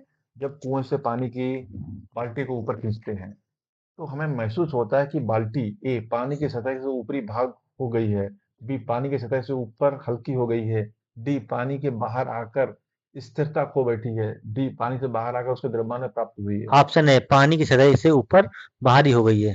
जैसे ही पानी के अंदर रहती है तो आपने महसूस किया होगा, कभी भी आपने अगर कुएं से पानी निकाला तो आपने महसूस किया होगा कि जब तक पानी के अंदर रहती है वो, तब तक आपको उसका भार पता नहीं चलेगा। लेकिन जैसे ही पानी छोड़ती है, ऊपर आती है पानी को छोड़ के, वैसे ही आपको लगता है कि तो बहुत भारी हो गई। तो ये क्यों होता है? वो जो है तो पानी तक भारी हो जाती है ऊपर से आते समय। अगला क्वेश्चन है भारहीनता। Question number 186। भारहीनता होती है, ठीक है। भारहीनता क्या होता है? जब कोई अगर कोई चीज में भार खत्म हो जाए, मतलब आपको लगे कि भार है ही नहीं, तो वो भारहीनता बोलते हैं उसको, ठीक है। तो ये होती है कब? ए गुरुत्वाकर्षण की शून्य स्थिति पे, बी जब गुरुत्वाकर्षण घटता है, डी निर्वात की स्थिति में, सी उपरोक्त में से कोई नहीं। ऑप्शन है गुरुत्वाकर्षण की शून्य स्थिति में। हाँ, बिल्कुल सही बात है। गुरुत्वाकर्षण की शून्य की स्थिति में, अब जैसे पृथ्वी का है, पृथ्वी का अगर गुरुत्वाकर्षण कम हो जाए तो आपको लगेगा भारहीन हो गए, आप भारहीन हो जाओगे बिल्कुल, और हो सकता है उड़ने लगोगे पृथ्वी को छोड़ के, ये भी हो सकता है, ठीक है। तो अगला क्वेश्चन है आपका 187। निम्नलिखित में से कौन सबसे अधिक प्रत्यास्थ है? ए रबड़, बी गीली मिट्टी, C steel, D plastic. Option C steel. Option C steel बिल्कुल सही आंसर है। अगला क्वेश्चन है 188। एक भू उपग्रह अपने कक्ष के निरंतर गति करता है, यह अपकेंद्र बल के प्रभाव से होता है जो प्राप्त होता है। ए उपग्रह को प्रेरित करने वाले रॉकेट इंजन से, बी पृथ्वी द्वारा उपग्रह पर लगने वाले गुरुत्वाकर्षण से, सी सूर्य द्वारा उपग्रह पर लगने वाले गुरुत्वाकर्षण से, डी उपग्रह द्वारा पृथ्वी पर लगने वाले गुरुत्वाकर्षण से। ऑप्शन बी पृथ्वी द्वारा उपग्रह पर लगने वाले गुरुत्वाकर्षण से। बिल्कुल सही जवाब है। 188 का बी पे आप लोग निशान लगा लीजिए, यही सही आंसर है। अगले क्वेश्चन पे चलते हैं 189 पे। घड़ी के स्प्रिंग में भंडारित ऊर्जा, ए गतिज ऊर्जा, बी स्थितिज ऊर्जा, सी ऊष्मा ऊर्जा, डी रासायनिक ऊर्जा। ऑप्शन बी स्थिर ऊर्जा। बिल्कुल सही जवाब है। स्थितिज ऊर्जा घड़ी के स्प्रिंग भंडारित ऊर्जा होती है। अगला क्वेश्चन है 190। कक्षा में अंतरिक्ष यान में भारीनता की अनुभूति का कारण है। ठीक है, जब कक्षा में जो होता है तो अंतरिक्ष यान में भारीनता की अनुभूति होती है, इसका क्या कारण है? ए बाहरी गुरुत्वाकर्षण का अभाव, बी कक्षा में त्वरण बाहरी गुरुत्वाकर्षण के कारण त्वरण के बराबर होता है, सी बाहरी गुरुत्वाकर्षण किंतु अंतरिक्ष यान के भीतर नहीं है, डी कक्षा में अंतरिक्ष यान के ऊर्जा का न होना। ऑप्शन बी कक्षा के त्वरण त्वरण बादी गुरुत्वाकर्षण के कारण त्वरण के बराबर होता है। इसीलिए जो है वो भारहीनता की अनुभूति होती है वहां पे। ठीक है, अगला क्वेश्चन है 191। 191 की बात करें तो डोरी से बंधे हुए एक पत्थर को तेजी से एक वृत्त में घुमाया जाता है, घुमाते समय अचानक डोरी टूट जाती है, तो ए पत्थर स्पर्श रैखिकतः उड़ जाता है, बी पत्थर भीतर की ओर तेजतः गति करता है, सी पत्थर बाहर की ओर तेजतः गति करता है, डी पत्थर की गति उसके वेग से निर्भर करती है। ऑप्शन ए पत्थर स्पर्श रैखिकता उड़ जाता है। बिल्कुल सही आंसर है। अगला क्वेश्चन है क्वेश्चन नंबर 192 है। अंडा मृदु जल में डूब जाता है किंतु नमक के सांद्र घोल में तैरता है, क्योंकि ए अंडा घोल से नमक का अवशोषण करता है और फैल जाता है, बी एल्बुमिन नमक के घोल में घुल जाता है और अंडा हल्का हो जाता है, सी नमक के घोल का घनत्व तो अंडे के घनत्व से अधिक हो जाता है, डी जल का पृष्ठ तनाव अधिक होता है। ऑप्शन डी नमक के घोल का घनत्व अंडे के घनत्व से अधिक होता है। बिल्कुल सही जवाब है। अगले क्वेश्चन की तरफ बढ़ते हैं। Question number 193। किसी व्यक्ति को मुक्त रूप से घूर्णन कर रहे घूर्णी मंच व अपनी चाल कम करने के लिए क्या करना चाहिए? क्वेश्चन फिर से सही से समझिए। किसी व्यक्ति को मुक्त रूप से घूर्णन कर रहे घूर्णी मंच पर अपनी कोड़ी चाल कम करने के लिए क्या करना चाहिए? ए अपने हाथ एक साथ मिला लें, बी अपने हाथ ऊपर उठा लें, सी अपने हाथ बाहर की तरफ फैला लें, डी हाथ ऊपर उठाकर बैठ जाएं। ऑप्शन सी अपने हाथ बाहर की तरफ फैला दें। बिल्कुल सही आंसर है, अपने हाथ बाहर की तरफ फैला देना चाहिए। क्वेश्चन नंबर 194 है। साबुन कपड़ों की बेहतर सफाई में क्यों सहायक होता है? हम लोग साबुन या डिटर्जेंट से कपड़े धोते हैं, तो वो क्यों सफाई अच्छे से कर पाता है? ए ये घोल के पृष्ठीय तनन को कम करता है, बी ये गंदगी को अवशोषित कर लेता है, सी ये घोल को शक्ति देता है, डी साबुन उत्प्रेरक की तरह काम करता है। ऑप्शन ए घोल की पेस्टी तनाव को कम करता है। ये घोल के पृष्ठीय तनाव को कम करता है, इसीलिए ये बेहतर जो है सफाई कर पाता है। क्वेश्चन नंबर 195 की ओर चलते हैं। न्यूटन मीटर मात्रक है, ए त्वरण का, बी बल का, सी शक्ति का, डी ऊर्जा का। ऑप्शन डी ऊर्जा का। ऊर्जा का बिल्कुल सही है। जो न्यूटन मीटर मात्रक है वो ऊर्जा का मात्रक है। और 196 पे चलते हैं। डायनमो इसे परिवर्तित करता है। डायनमो पहले भी बता चुके हैं ऊपर, ठीक है, फिर से पूछ रहे हैं, आप लोगों को पता होगा। ए यांत्रिक ऊर्जा को चुंबकीय ऊर्जा में, बी यांत्रिक ऊर्जा को विद्युत ऊर्जा में, सी विद्युत ऊर्जा को यांत्रिक ऊर्जा में, तीन में से कोई नहीं है। यांत्रिक ऊर्जा को विद्युत ऊर्जा में। हाँ, option B. Option number B बिल्कुल सही है इसका। ठीक है, तो अब हम लोग अगला प्रश्न पढ़ते हैं 197। दूध से क्रीम निकाल लेने पर ए दूध का घनत्व बढ़ता है, बी दूध का घनत्व घटता है, सी दूध का घनत्व अपरिवर्तित रहता है, डी उपरोक्त में से कोई नहीं। ये विद्युत का घनत्व बढ़ता है। दूध का घनत्व बढ़ता है, बिल्कुल सही जवाब है। दूध से क्रीम निकालने पर दूध का घनत्व जो है वो बढ़ जाता है। अगला क्वेश्चन 198 है। निम्नलिखित कथनों में से कौन सा एक सही नहीं है? आपको बताना है इनमें से तीन सही हैं और एक सही नहीं है। जो सही नहीं है वो बताना है। किसी भी पिंड का भार भिन्न भिन्न ग्रहों पर भिन्न भिन्न होता है। आपको पहले बता चुके हैं, जैसा जैसा गुरुत्वाकर्षण होगा वहां पर पिंड का भार भी वैसा वैसा ही होता है। ठीक है, बी इसका बी किसी भी पिंड का द्रव्यमान पृथ्वी पर, चंद्रमा पर और रिक्त आकाश में समान होता है। ठीक है, सी, किसी भी पिंड की भारीनता की स्थिति उस पर लगने वाले गुरुत्वीय बल के प्रति संतुलित होने पर होती है। डी, पृथ्वी की सतह पर समुद्र तल पर किसी भी पिंड का भार और द्रव्यमान समान होता है। ऑप्शन डी, पृथ्वी की सतह पर समुद्र तल पर किसी भी पिंड का भार और द्रव्यमान समान होता है। ठीक है, तो दोस्तों ये जो है, ये जो डी ऑप्शन है, ये सही नहीं है, बाकी सारे सही हैं। ठीक है, अगला क्वेश्चन पढ़ते हैं हम लोग। 199 इस्पात के गोले में पदार्थ की मात्रा उसका क्या होती है? ए वजन, बी द्रव्यमान, सी घनत्व, डी आयतन। ऑप्शन बी, द्रव्यमान। द्रव्यमान, इस्पात के गोले में पदार्थ की मात्रा उसका जो है द्रव्यमान होती है। और आगे बढ़ते हैं, क्वेश्चन नंबर 200 पे आते हैं। और क्वेश्चन नंबर 200 है, चंद्रमा पर वायुमंडल नहीं है। चंद्रमा पर वायुमंडल नहीं है क्योंकि ए, ये पृथ्वी के पास है, बी, ये सूर्य की परिक्रमा करता है, सी, ये सूर्य के प्रकाश पाता है, डी, यहाँ परमाणुओं का पलायन वेग उसके वर्ग माध्य मूल से वेग से कम है। ऑप्शन डी, यहाँ परमाणुओं का पलायन वेग उसके वर्ग मात्र से मूल वेग से कम है। बिल्कुल सही जवाब है। यहाँ जो परमाणु का पलायन वेग है उसके वर्ग माध्य मूल वेग से कम होता है, इसीलिए यहाँ पर वायुमंडल नहीं होता। ठीक है, अगला क्वेश्चन है 201, निम्नलिखित में से किस स्थान पर जी मतलब गुरुत्वाकर्षण का मान सर्वाधिक होगा?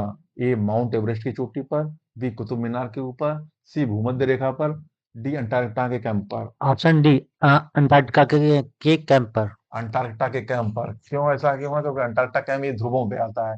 पहले भी बता चुके हैं कि ध्रुवों पर जो है वो गुरुत्वाकर्षण का मान या भार जो है सबसे अधिक होता है। ठीक है, तो जो अंटार्कटिका के कैंप जो है वो कहाँ पे होता है? वो ध्रुवों में ही है, इसीलिए यहाँ पर जो गुरुत्वाकर्षण का मान सर्वाधिक होता है। अगला क्वेश्चन है आपका 202, द्रव चालित ब्रेक किसके नियम पर कार्य करता है? ए, पास्कल नियम, बी, बर्नौली नियम, सी, थॉमसन नियम, डी, न्यूटन नियम। ऑप्शन ए, पास्कल के नियम। बिल्कुल सही आंसर है। आंसर नंबर एक, पास्कल के नियम से द्रव चालित ब्रेक इसके नियम पर कार्य करता है। ठीक है, अगला क्वेश्चन है 203। 203 क्वेश्चन है आपका, निम्नलिखित में से किसकी किसकी इकाई न्यूटन मीटर नहीं है? बल की नहीं है, गतिज ऊर्जा की नहीं है, कार्य की नहीं है, कि ऊर्जा की नहीं है? ऑप्शन ए, बल।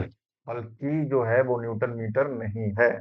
ठीक है, अगला क्वेश्चन है आपका 204, एक धावक लंबी छलांग लगाने से पहले कुछ दूरी तक दौड़ता है। आपने देखा होगा ना कि जो धावक होता है, जो लंबी छलांग लगानी होती है, पहले कुछ दूरी तक बहुत स्पीड से दौड़ता है, फिर एकदम से उछल जाता है।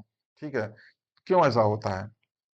ए, दौड़ने से छलांग लगाना आसान हो जाता है, बी, इसके उसका शरीर गर्म हो जाता है, सी, छलांग लगाते समय उसके शरीर की गति जड़ता इसको ज्यादा दूरी तक तय करने में मदद करती है, डी, छलांग लगाते समय वह फिसलता नहीं। ऑप्शन सी, छलांग लगाते समय उसके शरीर की गति गति जड़ता उसके ज्यादा दूरी तय करने में मदद करती है। बिल्कुल सही है, इसी वजह से वो लंबी छलांग लगा पाता है। अगला क्वेश्चन है 205, भिन्न भिन्न द्रव्यमान के दो पत्थरों को एक भवन के शिखर से एक साथ गिराया जाता है।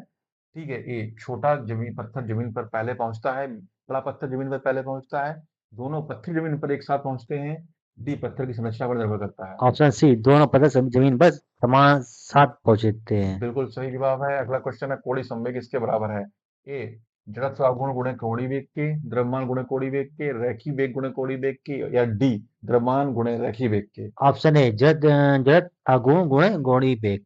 तो जड़त्व आघूर्ण गुणे कोणीय वेग जो है वो कोणीय संवेग के बराबर होता है। ठीक है, इसको आप लोग रट ही लीजिए।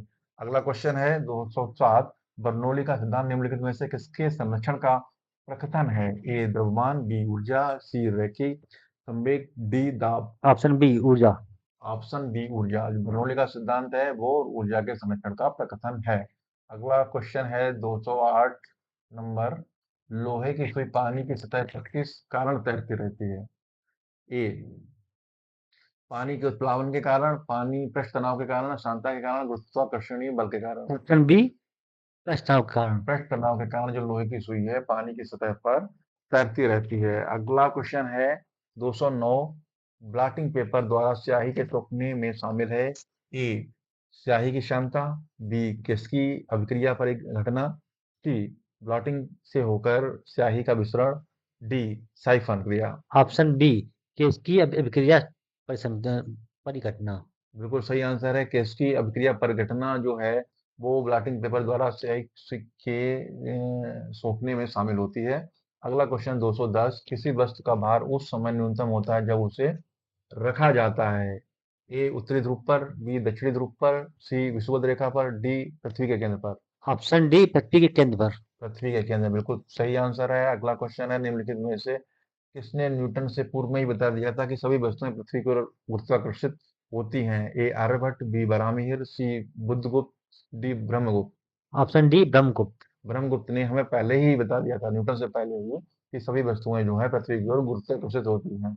मतलब समझ रहे हैं ना, आपकी न्यूटन का सेब बाद में गिरा था जमीन पे, ठीक है, ये दिखाने के लिए गुरुत्वाकर्षण की और चीजें, इसलिए उससे पहले हमारे यहाँ के ब्रह्मगुप्त ने पहले ही बता दिया था, जो भारत के थे, कि पृथ्वी सभी वस्तुओं को अपनी ओर खींचती है।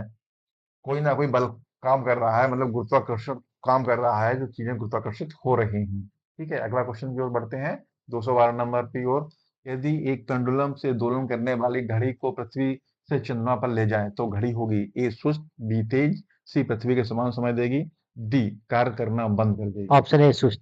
सुस्त हो जाएगी। ठीक है, अगर हम पृथ्वी की, अगर घड़ी को, हम पृथ्वी वाली घड़ी को अगर हम लेकर चले जाए चंद्रमा पे, तो वो वहां पे सुस्त हो जाएगी, क्योंकि वो पृथ्वी की चीजों के हिसाब से काम कर रही होती है, तो वो वहां पे सुस्त हो जाएगी, क्योंकि यहाँ का अपना गुरुत्वाकर्षण है, यहाँ का अपनी अपने वायुमंडल है अपना, तो हम, हमारी जो चीजें उस हिसाब से बनी होती हैं, और चंद्रमा पे वो चीज नहीं मिलेगी, वहां पर उसको सुस्त पड़ जाएगी। अगला क्वेश्चन है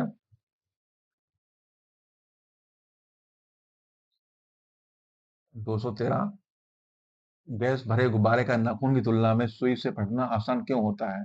जो आपने देखा होगा, गैस के भरे गुब्बारे को नाखून से हम फोड़ेंगे तो थोड़ा कठिन होता है, जबकि सुई में मारेंगे, थोड़ा सा मार देंगे, तुरंत ही फट से बोल के फट जाता है। क्यों हो जाता है ऐसा? ए, नाखून गुब्बारे पर सुई की तुलना में अधिक दबाव डालता है। बी, सुई गैस सुई से साथ अधिक प्रतिक्रियाशील होती है। सी, नाखून सुई की तुलना में अधिक लंबा होता है।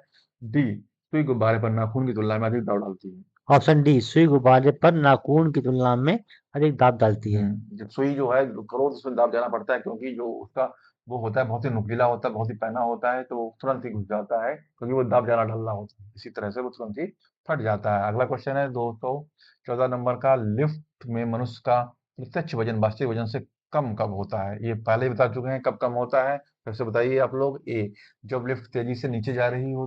बी, जब लिफ्ट समान गति से नीचे जा रही हो। सी, जब लिफ्ट समान गति से ऊपर जा रही हो। डी, जब लिफ्ट तेजी से ऊपर जा रही हो। ऑप्शन ए जब लिफ्ट तेजी से नीचे जा रही हो। ऑप्शन ए, ऑप्शन ए, जब लिफ्ट तेजी से नीचे जा रही हो तो क्या होता है, वास्तविक वजन से कम रहता है, कम आपको लगेगा कम हो गया है, ठीक है। जब ऊपर जा रही हो तो आपको ऐसा लगता है वजन बहुत ही बढ़ गया है, ठीक है। अगला क्वेश्चन है 215 का, क्रिकेट की गेंद को किस कोण से मारा जाना चाहिए ताकि वह अधिकतम दूरी तक जा सके? सभी लोग क्रिकेट देखते हैं, ये तो सभी को पता होना चाहिए, ठीक है। बताइए, अब आपको ऑप्शन देते हैं। एक, 35 से 60 अंश का कोण। बी, 36 से 45 डिग्री का कोण। सी, 36 से 30 डिग्री का कोण। डी, 36 से 15 डिग्री का कोण। ऑप्शन बी 36 से 45 अंक का कोण। ठीक है, तो इसका ऑप्शन बी, 36 से 45 डिग्री के कोण पे अगर हम बैट से बॉल मारते हैं तो फिर जो है अधिकतम दूरी तक जाती है। तो दोस्तों, जो है ये हमारा पूरा हो गया है, 215 क्वेश्चन पूरे हो गए हैं, और अगले जो वीडियो है हम आपके लिए बहुत ही जल्दी लेकर आएंगे। तब तक आपसे जुड़े रहिए और हमारे सारे वीडियो देखते रहें। तब तक के लिए धन्यवाद।